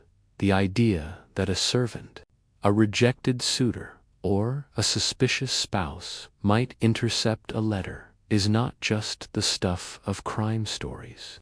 It is a genuine fear. A maid accidentally drops an envelope and glimpses the name on it. A clerk in a post office recognizes handwriting. A curious sibling pokes around in a sibling's drawer. From such small acts, entire reputations can be shaken. The bedroom looks safe, but paper is mobile, and secrets like to walk. Locks try to keep it all under control. Door locks, drawer locks, box locks even small, key rings worn inside pockets or hidden in the lining of a dress. Each one is a quiet assertion. I am not entirely yours to see. Inside pockets or hidden under pillows. They rattle softly when moved, a tiny metallic chorus singing of privacy, secrecy, and fear. Yet every lock has a matching key, and keys can be borrowed, copied, or stolen. Some people learn to lift a latch with a knife, pick a simple lock with a sliver of metal, or coax a drawer open by jiggling it just so. The line between curiosity and intrusion is thin and, often, dangerously tempting. You listen again to the late-night footsteps in the corridor, feeling your heartbeat climb a little, even though you are only imagining them. Someone pauses outside the door. The handle turns, slightly tests the lock, then stops.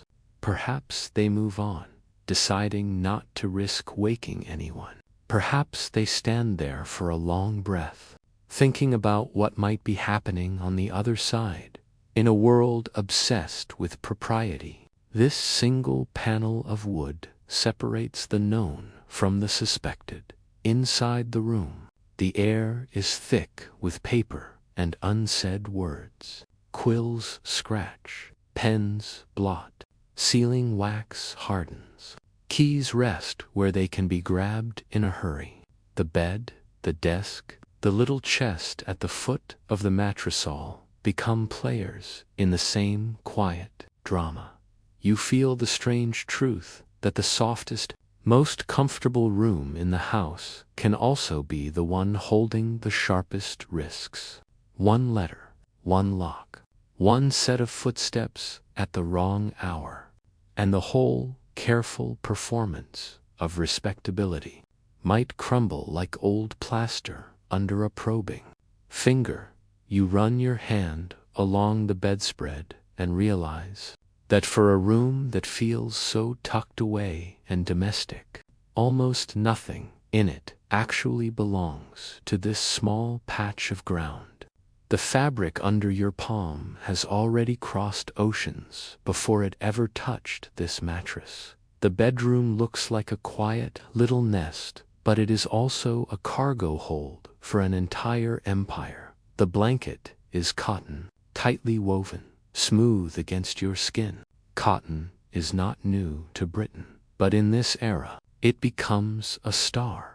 A mainstream historical fact is that 19th century British industry turns cotton textiles into one of its major exports, fed by raw cotton grown in places like India, Egypt, and earlier in the century, plantations in the American South. Those soft sheets owe their existence to fields where other people bend their backs in heat that never touches this chilly room. You tug the imaginary sheet between your fingers and feel the invisible line that runs from this bed to distant sun-baked rows of plants. The quilt might be a patchwork of printed calico-stiny flowers and dots, stitched together by patient hands. Each scrap has come from a larger piece of cloth, itself the end point of many different journeys. Some designs imitate Indian patterns that European manufacturers once imported in, then eagerly copied. The bright colors and repeating motifs that look so innocent here carry echoes of trade wars, tariffs, and attempts to control global markets. You can almost hear the rustle of ledgers and legal documents each time the quilt shifts. On the dressing table, a little bottle of perfume catches the light. You pull out the glass stopper in your mind and inhale. You might smell lavender, rose, or orange blossom. Some of those scents come from plants grown in European fields, but others travel much farther. Spices from the East Indies, sandalwood from India, musk from Central Asia, woven into these tiny vials through a web of trade routes stretching across continents. You dab the scent on your wrist and realize your skin has just become a miniature map of colonial extraction. Beside the perfume sits a tea tray, waiting for morning. The teapot is empty, but you know exactly what goes into it. Tea has become practically a national obsession. Leaves from China and, increasingly, plantations in India and Ceylon pour into ports, then into shops, then into households like this. Sugar from Caribbean plantations or later, from other sources as time goes on, sweetens the drink that will be sipped in this very bed.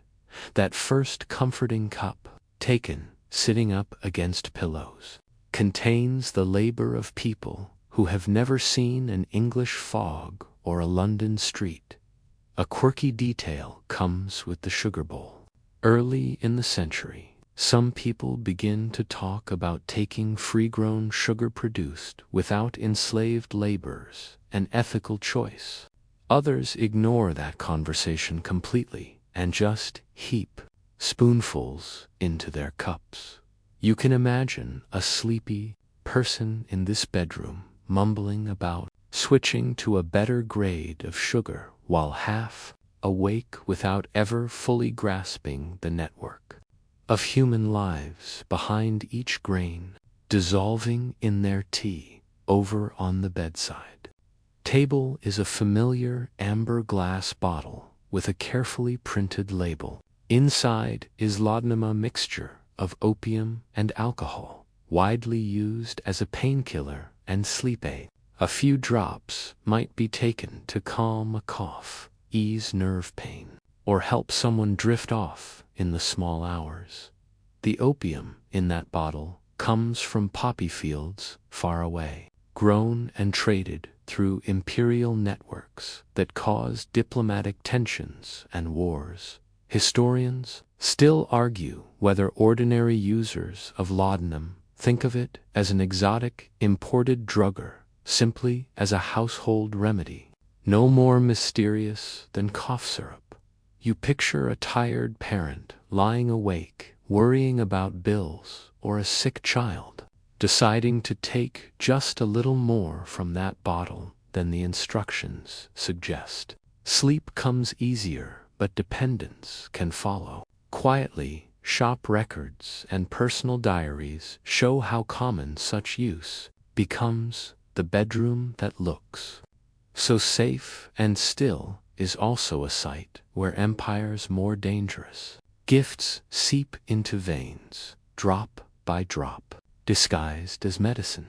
The furniture itself carries traces of distant places. The bed frame might be made of mahogany, a hardwood associated with forests in the Caribbean and Central America. The wardrobe could include veneers from imported timbers, polished to a honeyed sheen. Tables and chairs might be inlaid with decorative woods that crossed oceans in the hold of merchant ships. Every time you knock your hand lightly against that headboard, you are touching the afterlife of a tree that once stood in a very different climate, under a very different sky. On the floor, a woven rug softens the chill. It might be an imitation of an Eastern carpetor, an actual imported one, depending on how wealthy the household is. Stylized flowers, curling vines, and geometric patterns spread across the boards like a portable garden. Factories in Britain copy designs from Persia, India, and the Ottoman world, turning foreign motifs into everyday domestic decoration. You can see how these patterns shape the way people imagine faraway cultures, sometimes flattening them into cozy, decorative fantasies.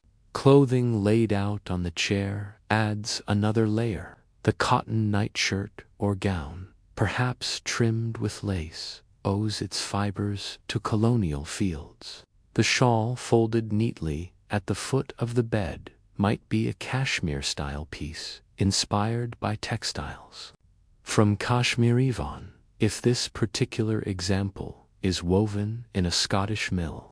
Tiny labels stitched into collars sometimes proudly proclaim India muslin or similar origins even, when the actual fabric is local imitation. The colonial world is turned into a wardrobe worn literally on bare skin near the washstand. A bar of soap waits, scented faintly with something that once grew far away.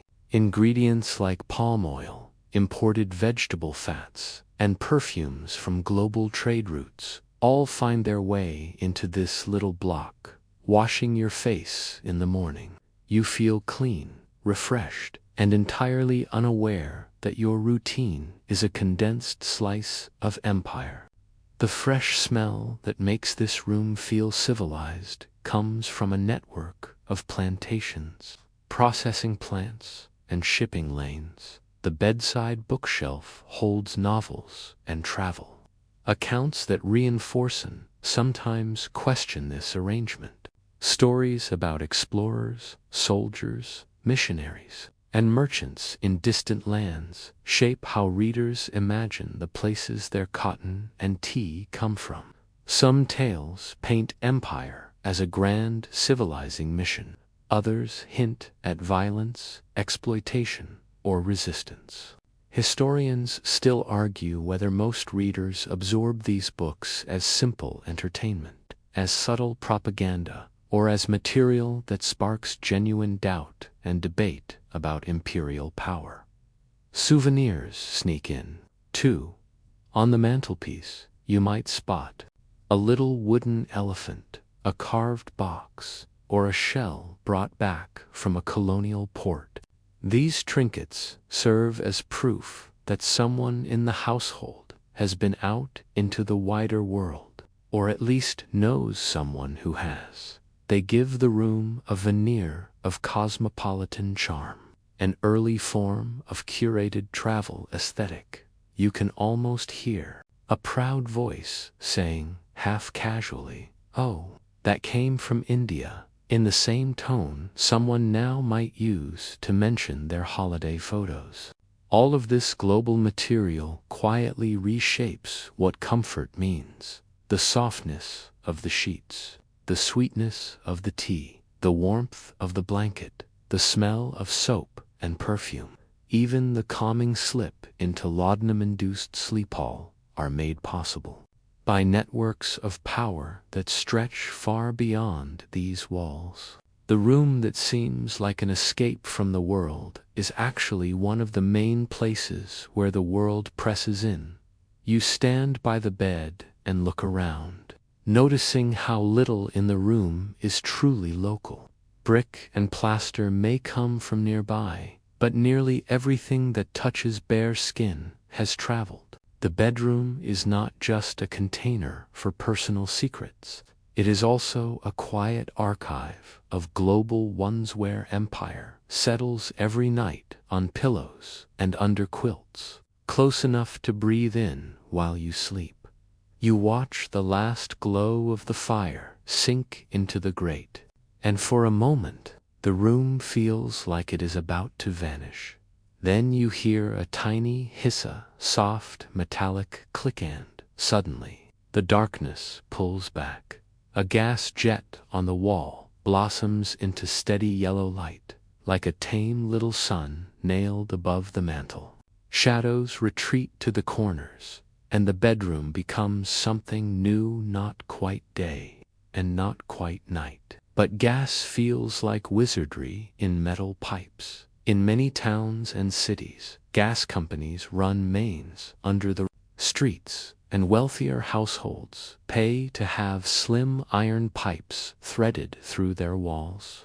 A mainstream historical fact is that by the mid and late 19th century, gaslighting spreads widely through urban homes, especially in living rooms and sometimes in bedrooms, turning late evenings into usable, well-lit hours. You tilt your head back and study the brass fixture on the wall, shaped like a curved arm holding a tulip of glass. The flame inside flickers slightly, wrapped in a faint, shimmering halo. That steady glow changes what is possible in this room. You can read late, write letters long after sunset, sew tiny stitches without ruining your eyesight quite as fast. You can also see each other more clearly under candlelight. Faces soften and blur. Under gaslight, every line and twitch stands out. Arguments that might have dissolved in the dark now continue, illuminated. A teenager trying to sneak a novel after hours cannot pretend the light is just from the fire when a glaring jet blazes above the bed like a tattletale. Gas comes with its own anxieties. The smell is sharp. The idea of an invisible substance filling the room is unnerving. There are horror stories in newspapers about people who fall asleep without turning the tap completely off and never wake up, suffocated by gas that keeps flowing silently into the air. Parents warn children about playing with the tap the way modern parents warn about electrical sockets. You imagine yourself reaching up to turn the flame low, hesitating as the hiss softens, hoping you will not misjudge the line between dim and deadly. A quirky belief floats around, too. Some people insist that sleeping in a badly ventilated gaslit room gives you strange, intense dreams or even visions. If someone reports seeing a figure at the foot of their bed after a long evening with the gas burning, a practical friend might raise an eyebrow and point at the pipes. Others prefer the more exciting explanation, add the story to their personal ghost collection. Historians still argue whether the spread of gaslight mostly extended respectable productivity in the evenings or mostly encouraged people to stay up too late telling spooky stories they then blamed on the lighting. The position of the gas bracket shapes the whole layout. The bed might be placed so that the light falls nicely on a book, but not directly in your eyes. A washstand shifts to avoid heat on the mirror. Some residents string little shades or colored glass around the burner to soften the glare, turning the room into a gentle amber cave. You experiment in your mind with turning the gas higher and lower, watching light crawl across the wallpaper, making some patterns leap out and others fade. In the wrong house, that wallpaper is poisonous. In this one, it is merely showing off. Light is not the only technology snaking into the bedroom. Along the skirting boards and inside the walls, wires and cords run like hidden veins. Call bell pulls hang discreetly near the bedhead or by the door, connected to spring-loaded indicators elsewhere in the house. You tug one in your imagination and picture a needle flipping on a panel downstairs, pointing to main bedroom, while a small bell rings. It is like sending a notification without leaving your blankets. Long before anyone thinks of push alerts, some households install even more elaborate gadgets. Speaking tubes appear in larger homes, metal pipes with little trumpet-shaped ends. You lift one to your mouth and call softly. Somewhere else, perhaps, near the kitchen, a matching trumpet murmurs your words into another pair of ears. It is wonderfully efficient and also a tiny bit creepy, especially if you are half convinced that voices could travel the other way. Uninvited, the bedroom is no longer sealed acoustically. It has a direct line to the rest of the house. Locks evolve alongside these systems. Advertisements promise clever new patent bolts and catches that can be operated quietly from inside the room. Some models add small mechanical alarms, little springs that will ring a bell if a door opens. Unexpectedly, parents buy them to keep watch over wandering children. Nervous householders use them to guard against burglars. Suspicious spouses or landlords might be even more enthusiastic customers. You stand just inside the door and imagine how it feels to know that a bit of brass and wire will snitch on you the moment you turn the handle. Sightlines become their own technology. Keyholes are tiny but powerful. A single eye pressed gently against cool metal can take in a surprising amount of information. People learn that standing too close to the door with the lamp behind them turns their body into a perfect little cutout for anyone peeking through. Opera glasses, those dapper folding binoculars meant for theaters, sometimes get pointed at bedroom windows from the street by bored or nosy neighbors. Victoria manages to make even voyeurism look over-accessorized. Timekeeping gadgets tick along in the background. On the mantelpiece or bedside table, a sturdy alarm clock sits with twin bells on top, ready to rattle the room at a chosen hour. Cheap, mass-produced clocks become more available over the century, and bedrooms start to sound like tiny factories of time. You lie there, listening to the relentless tick-tick-tick, reminded that work waits in the morning. The clock turns sleep into scheduled downtime instead of open-ended rest. Your body becomes something to be regulated by springs and gears, as much as by appetite and exhaustion. Photography sidles into the room as well.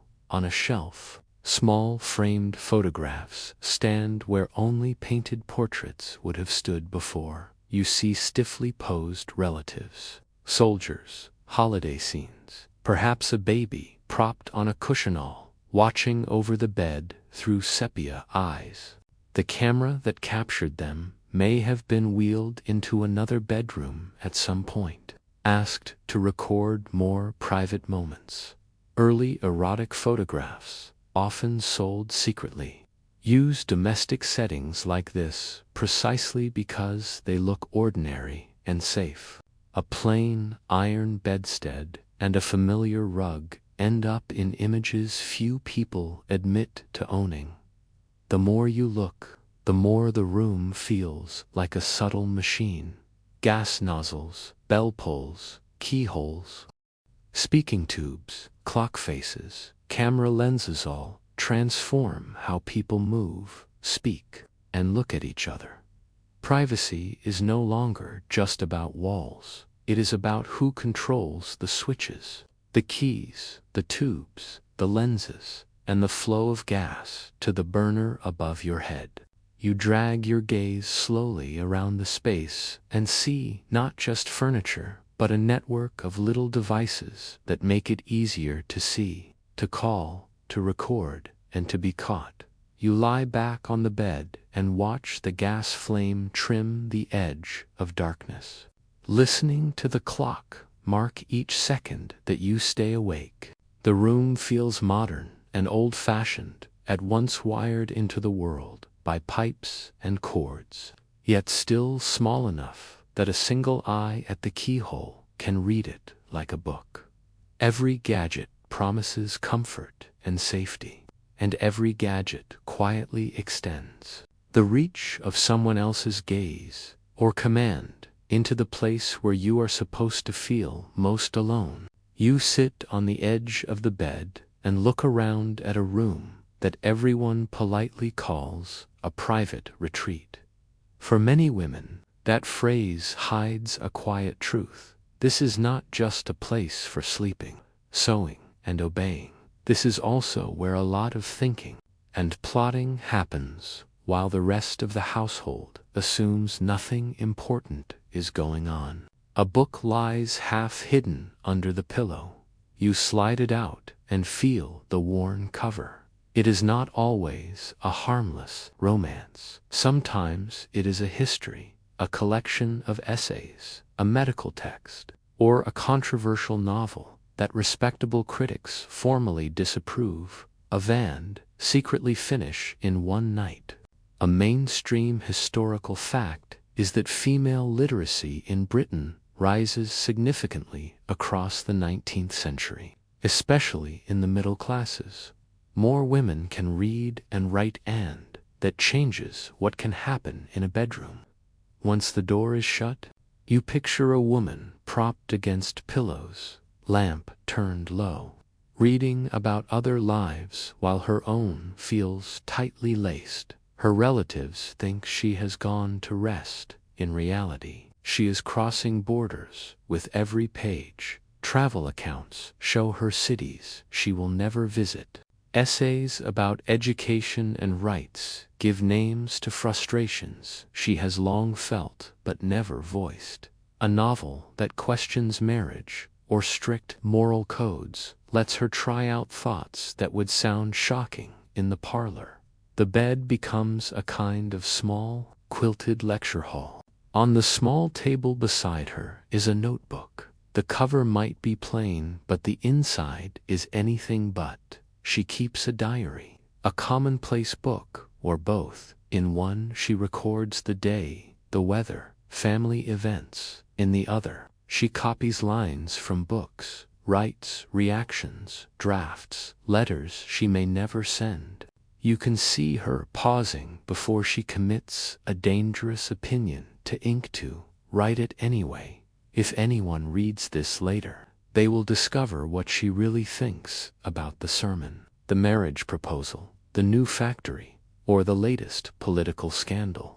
A quirky habit appears in these private writings to save paper and hide content. Some women practice cross-writing, filling the page from top to bottom, then turning it 90 degrees and writing across the previous lines. To you, it looks like a tangled net of ink. To her, it is both economy and camouflage. Anyone trying to skim her entries will soon get a headache to decode it properly. You need time, patience, and probably permission she is not giving. Near the window, a small writing desk stands ready. In the late evening, when chores are finally done and children are asleep, a woman sits and writes letters to friends, sisters, or cousins. At first, they are full of family news. Gradually, they begin to carry more pointed content. Someone sends a clipping about a lecture on women's rights. Another encloses a poem from a radical journal. A cousin writes of a woman who has left her husband without a word of apology and opened a school. These letters become quiet acts of rebellion. They are not signed with grand declarations. They are signed with a single initial or no signature at all. They are folded, sealed with wax, and slipped into a pocket before the morning bell. The bedroom, once a space of confinement, becomes a chamber of quiet revolution. Here, in the hush between breaths, a woman learns to name her own desires. Here, she discovers that thought is a form of resistance. Here, she begins to imagine a life not written for her. And when the lamp dims and the gaslight fades and the house falls into its deepest silence, she is not asleep, she is dreaming. And in that dreaming, she is already free. Education. Another writes about a local meeting where suffrage is mentioned for the first time. A third slips in a pamphlet about married women's property rights. Here, in this supposedly gentle room, words about law and power circulate inside. Envelopes like quiet sparks. You feel the pressure of the old rules tugging at her shoulders, the deep of femininity, piety, self-sacrifice, gentleness, domestic focus. The phrase "angel in the house" floats around, describing a woman whose sole purpose is to comfort others and erase herself. Yet this angel keeps a stack of pamphlets under her shawl, or a newspaper folded inside a crochet bag, brings them up to the bedroom for careful reading.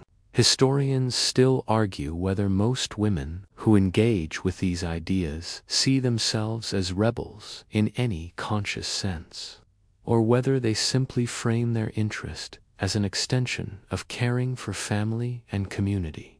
Sometimes, illness enters the picture, and not always in a straightforward way. The culture of the invalid woman grows strong in certain circles. A lady who feels crushed by expectations might find that staying in her room with a medical label gives her a small zone of refusal. She cannot attend every dinner. She cannot hold every social call. She must rest. It is not always a deliberate strategy, but it can become a kind of half-conscious defense, propped up on pillows. She gains hours alone with her thoughts. Doctors may prescribe rest, cures confinement to bed, avoidance of mental stimulation. She quietly ignores the last part and keeps reading anyway. On the chair by the bed, you notice unfinished embroidery. The pattern looks conventional, flowers and vines, but the choices of color and arrangement might contain private meaning. Some women stitch initials, dates, or symbols into their work that only close friends understand. A small wildflower tucked into an otherwise formal border might stand for a place or person that feels like freedom. Sewing is expected. Smuggling messages into sewing is optionally often irresistible. The bedroom also hosts small gatherings that look innocent from the outside. A few women may sit on the bed and surrounding chairs in the afternoon, officially for mending or tea. In practice, they discuss books, recent court cases, or the latest articles on women's colleges. Someone pulls a newspaper from her bag and reads aloud an editorial about suffrage. Another reports on a talk she heard in town. They lower their voices when footsteps pass in the corridor, then pick up the thread again. A casual sewing circle doubles as a tiny seminar. You can imagine a young woman lying awake at night, turning over a decision. She wants to apply to a new teacher training college, or to nurse in a hospital, or to publish an article under a pen name. The bedroom ceiling becomes her sounding board. Every crack in the plaster hears the pros and cons. If she goes ahead, this room will shelter the first steps, the careful drafting of letters, the hiding of brochures, the practice of speeches under her breath, while everyone else thinks she is already asleep. Letters from more openly radical friends arrive and are read here, not in front of the family. A cousin in a bigger city writes about demonstration marches, about stones thrown at windows, about women refusing to pay certain taxes. Another describes joining a society that campaigns against child abuse or for better working conditions in factories. The woman in this room may never march in the streets herself, but she supports, donates, writes, and encourages from the safety of her quilt-covered command center.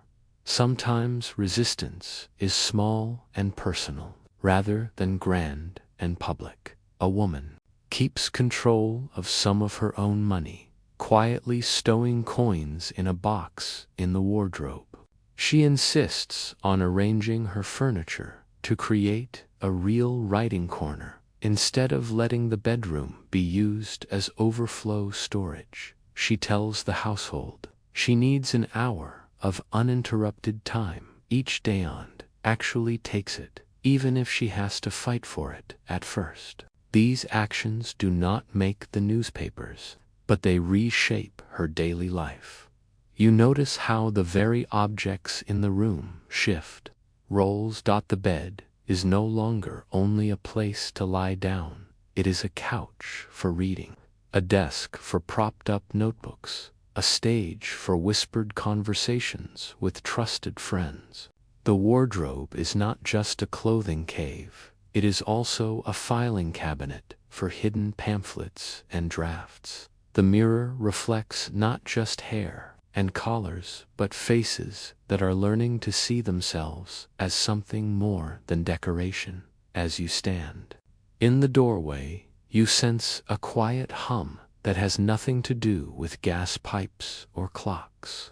It is the mental noise of ideas being slowly sorted, accepted, or rejected.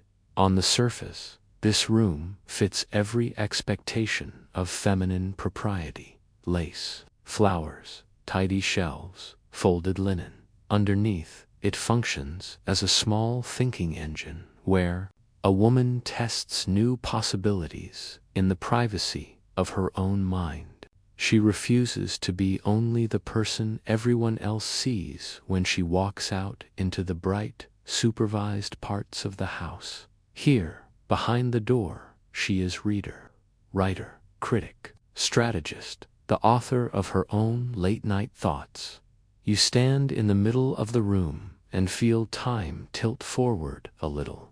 The furniture is still heavy, the wallpaper still busy, but something in the air has changed. The floorboards are less splintery, the smell a little fresher, the clutter slightly more intentional. You are sliding toward the later Victorian years. Now, that restless phase where everyone starts secretly wanting a bedroom that is not just respectable, but actually comfortable. Your eyes go straight to the bed.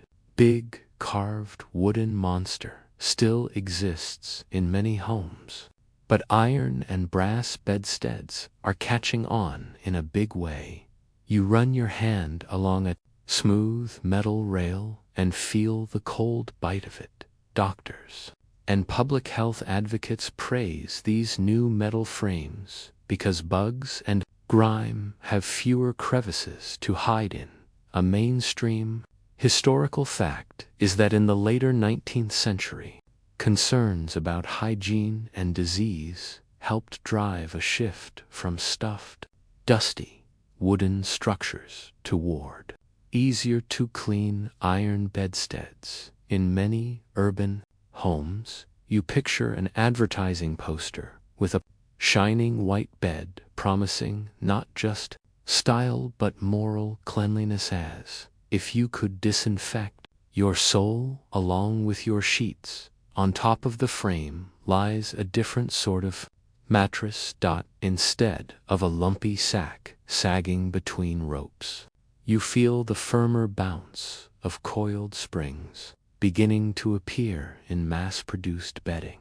The mattress is still far from cloud-like, but it has more give, more structure, less random crater. You press down and feel it push back, as if the bed has developed an opinion about your weight. Sleep, once treated as something you just fall into, starts to become something people talk about optimizing. There are pamphlets about proper sleep posture, how long you should rest, even which direction your head should point for maximum health. You accidentally invent the late Victorian version of a wellness podcast in your head.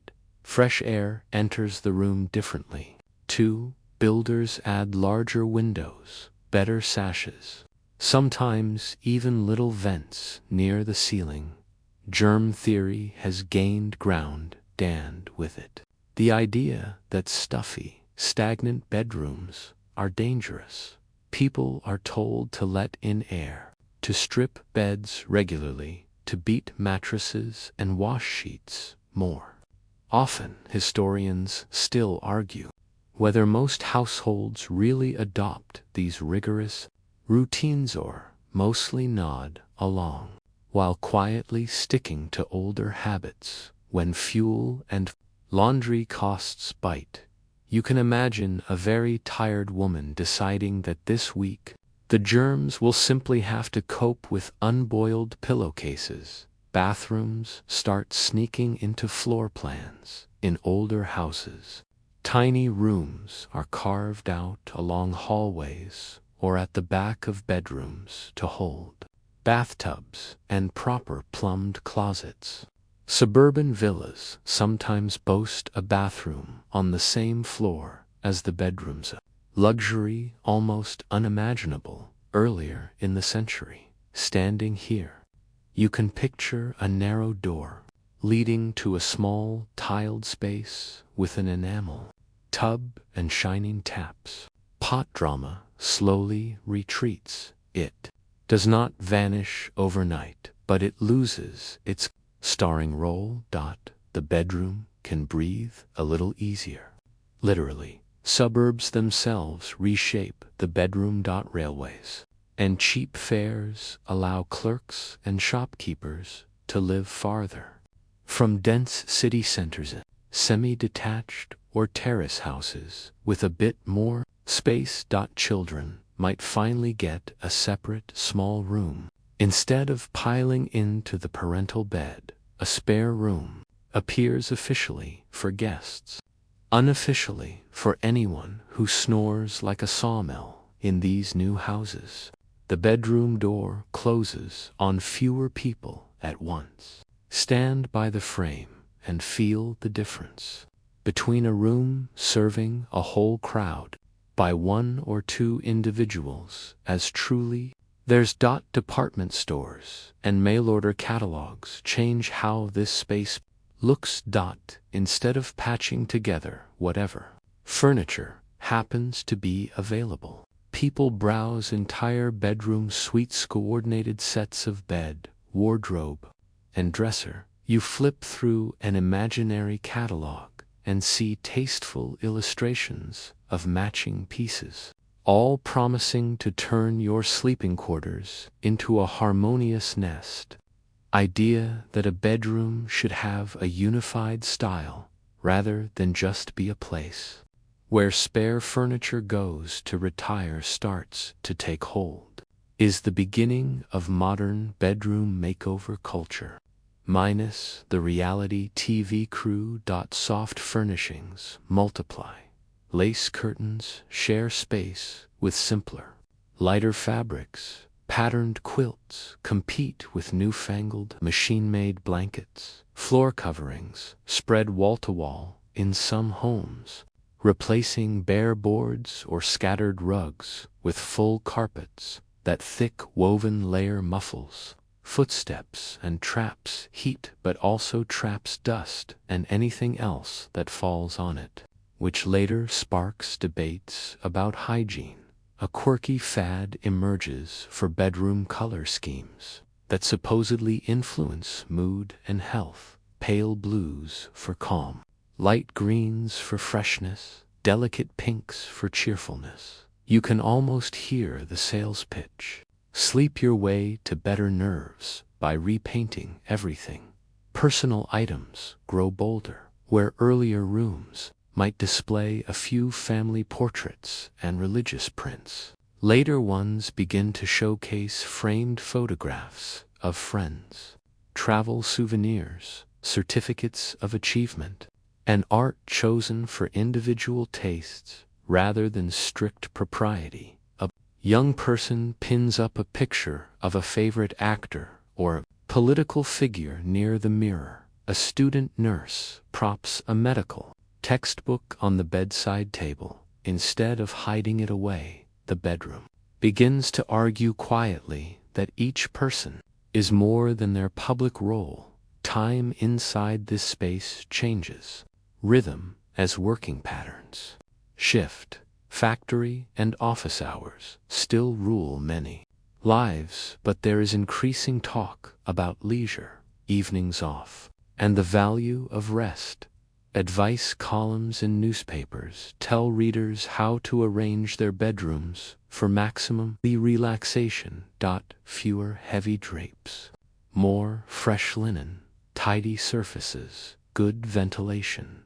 Some writers insist that clutter in the bedroom leads to clutter in the mind. Others defend favorite collections of trinkets and books as necessary comfort. Historians still argue whether this late Victorian push for orderly, healthful bedrooms genuinely improves sleep. For most people, mostly creates yet another standard that households feel guilty about not reaching.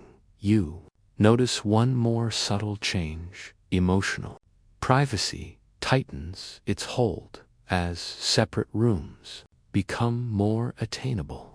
People start to expect that certain feelings and conversations will stay within these four walls. A teenager slams the door after an argument and leans against it, knowing that this is their little territory.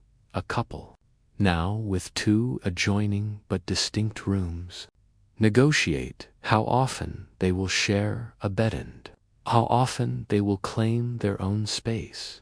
The bedroom becomes less of a general purpose household zone and more of a personal bubble.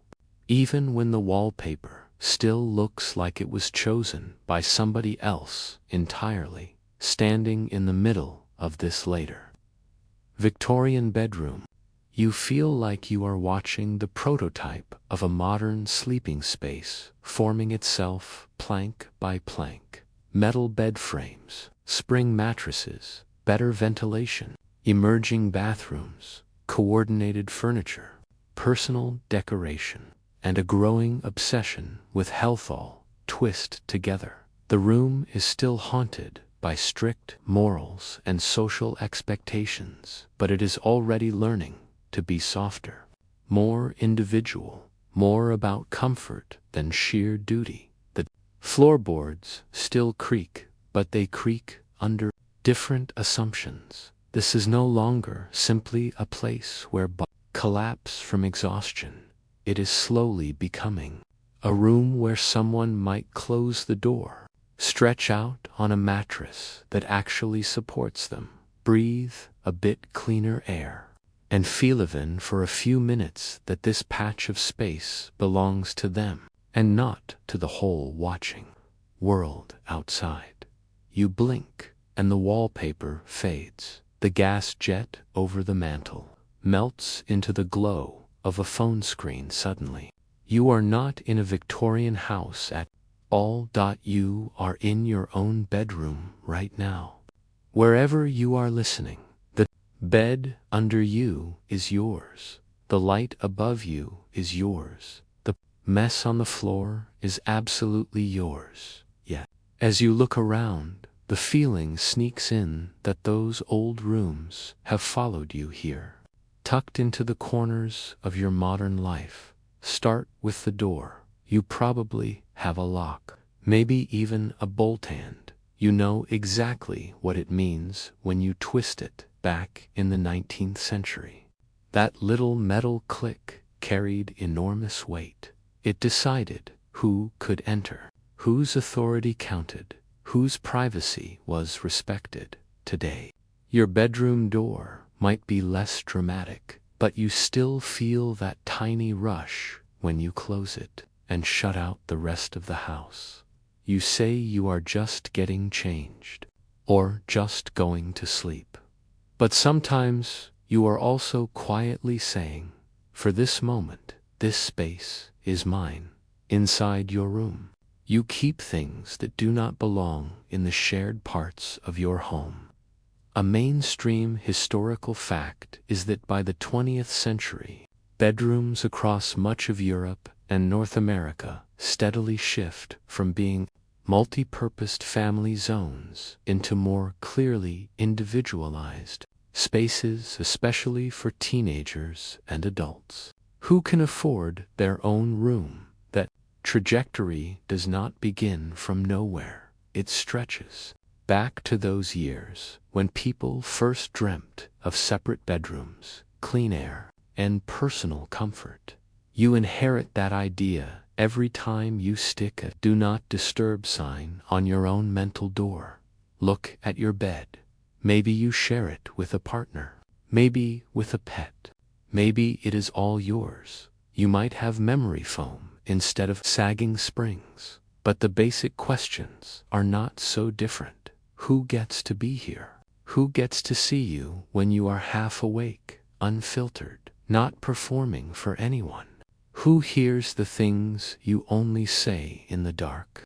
The Victorians worried about moral danger under heavy quilts. You might worry about unread messages, relationship complications, or the way late-night confessions feel suddenly too real. Desire, fear, comfort, and awkwardness still pile up on the same rectangle of mattress. Only the fabric has changed. Glance at your window. You probably have blinds, curtains, or both. You choose how far to open them, how much of your life to show the street or the neighboring building. Instead of opera glasses pointed from across the road, you have smartphone cameras, social media, and the silent surveillance of smart home devices. You still pull the curtain just so not to hide from prying eyes, but to create a boundary between your inner world and the one that never stops asking for attention. The same impulse that made a Victorian woman fold her nightgown neatly at the foot of the bed, so no one would see her in disarray, lives on in your decision to leave your phone face down, your laptop closed, your headphones on. You still use your room to perform, to protect, to pretend. You still need it to be a sanctuary. You still need it to be a secret. The chamber pot is gone, but the need to conceal, to manage, to contain remains. The scent of lavender soap has replaced the smell of carbolic butt. The desire to be clean, to be proper, to be in control of how you appear still lingers. The writing desk has become a desk chair and a laptop, but the quiet act of writing in the dark, of drafting letters you'll never send, of whispering your truest thoughts to yourself, is unchanged. The bed is no longer a shared battlefield of bodies, secrets, but it is still the place where you come undone, where you cry without an audience, where you laugh at nothing, where you stare at the ceiling and wonder if you're enough, where you remember who you were before you became someone's daughter, partner, employee, friend, where you lie still and let yourself be nothing but human. The Victorians believed that the bedroom was the soul's private chapel. They were right. They just didn't realize how long the chapel would remain open. You are not the first person to lock the door and breathe. Are not the first to hide a book under the pillow. You are not the first to wish for a room that belonged only to you, and you will not be the last. The gaslight has gone. The bell pulls are silent. The wallpaper may have changed, but the quiet rebellion, the careful negotiation between self and society, between comfort and constraint, between what is seen and what is felt, still lives here, in this room, in this moment, in you. The door is closed. Light is low. And for now you are alone, and that is enough. You have apartment, windows facing each other, security cameras mounted on corners, perhaps even social media posts that reveal more of your room than you intend. A quirky, modern echo of those old net curtains lives on. Many people angle their camera just so during video calls, cropping out the parts of their room they don't want anyone to see. It is the digital version of a carefully arranged curtain control in not just what the world sees, but how it imagines your life. Think about your nightstand. There might be a lamp, a glass of water, maybe medication, perhaps a book, or a charging cable. Once, bottles of laudanum and patent medicines sat there, promising sleep or relief. Today, you might have melatonin, herbal teas, or you scroll through your phone until your eyes blur. Historians still argue whether modern technology has made sleep better or worse overall. But you know the feeling, lying awake, lit by an artificial glow, trying to negotiate with your own thoughts, replace gaslight with blue light, and the basic struggle is surprisingly familiar. You open your wardrobe and see clothes from many places made of cotton, synthetics, wool, silk. Tags tell you where they were manufactured: Bangladesh, Vietnam, China, Turkey. The empire map has shifted, but your bedroom is still filled with objects that have traveled farther than you ever have. The quilt, the rug, the scented candle, the skincare on your shelf, the coffee cup on your desk, they all arrive through global networks of labor and trade. The room still forms a quiet showroom of distant economies, just as it did when tea, timber, and cotton wove empire into every bedspread on a shelf or desk. You probably have photographs, maybe printed, maybe glowing in frames of glass and metal, portraits of friends, family, pets, holidays. The Victorians carefully arranged theirs, too, in little frames and albums, anchoring their sleeping space to the faces of the people they loved or admired. They kept locks of hair. You keep screenshots and unread messages. Both are attempts to hold on to people who change, move away, or disappear. Memory has simply switched from paper and hair to pixels and cloud storage in one corner. There is most likely a device that tells you the time and measures your rest clock. A phone, a smartwatch. You might track your sleep, your heart rate, your steps. Back then, alarm clocks and moral pamphlets told people how much rest a good, industrious person should get. Apps and articles promise the perfect 8 hours and the productivity boost that follows. You still live with the idea that sleep is partly about health and partly about being useful the next day. The bed is both sanctuary and training ground. Then there are your secrets. Maybe you keep a journal in a drawer, a private playlist, a hidden folder on your phone, conversations tucked away in apps with passwords. Victorians tucked letters into writing boxes and false bottoms. Tuck your history behind login screens and encryption. Both rooms hum quietly with the things no one else is supposed to see.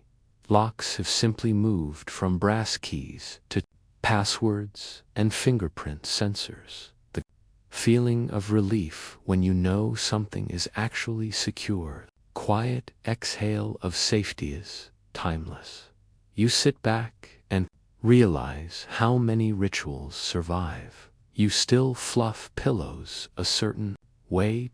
Position the fan just right. Keep water near the bed.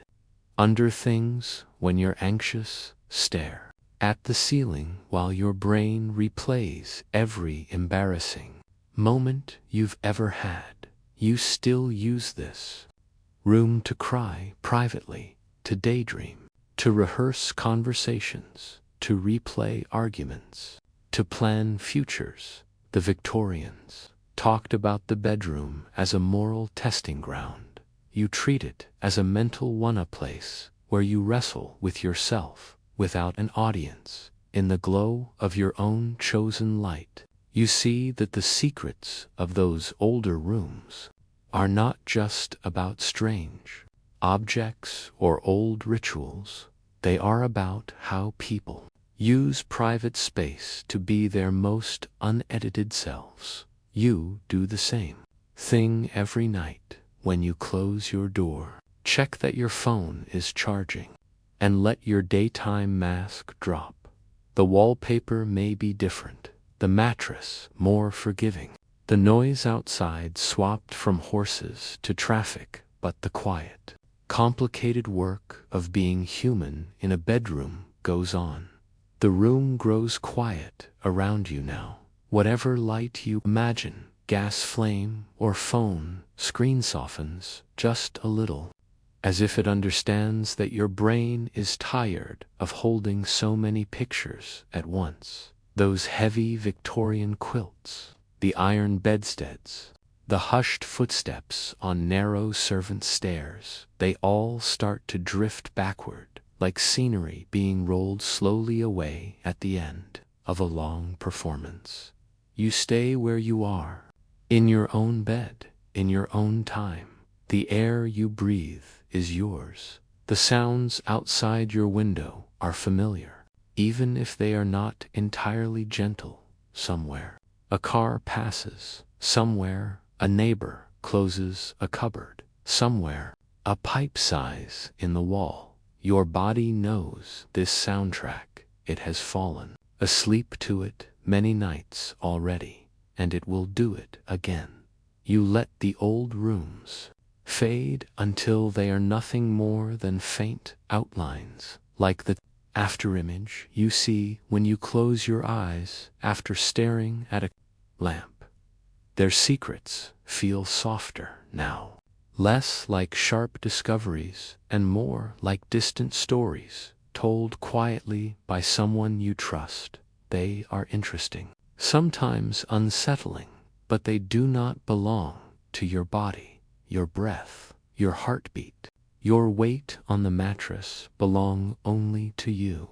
If any of those images try to tug at you as you drift off, you can picture them sliding back behind thick curtains, settling into worn wallpaper, lying down in those deep feather mattresses, and finally going to sleep themselves. The house of the past can close its eyes for the night. You do not need to wander its corridors anymore. Right here, your pillow waits, The fabric at your cheek feels cool and familiar. The darkness in front of your closed eyes is warm, rather than empty, like a soft blanket wrapped gently around your thoughts. You can let your shoulders drop a little. Let your jaw unclench. Let your breath even out into a slow, easy rhythm. There is nothing in this moment you have to perform. No one you need to impress. No door you need to guard. Just you, the quiet, and the simple, steady promise that the world can hold itself together for a while without your help. You have walked through a century of bedrooms. Tonight, now you are allowed to stay in yours. The stories settle like dust on a shelf. Let them drift wherever your own dreams decide to go.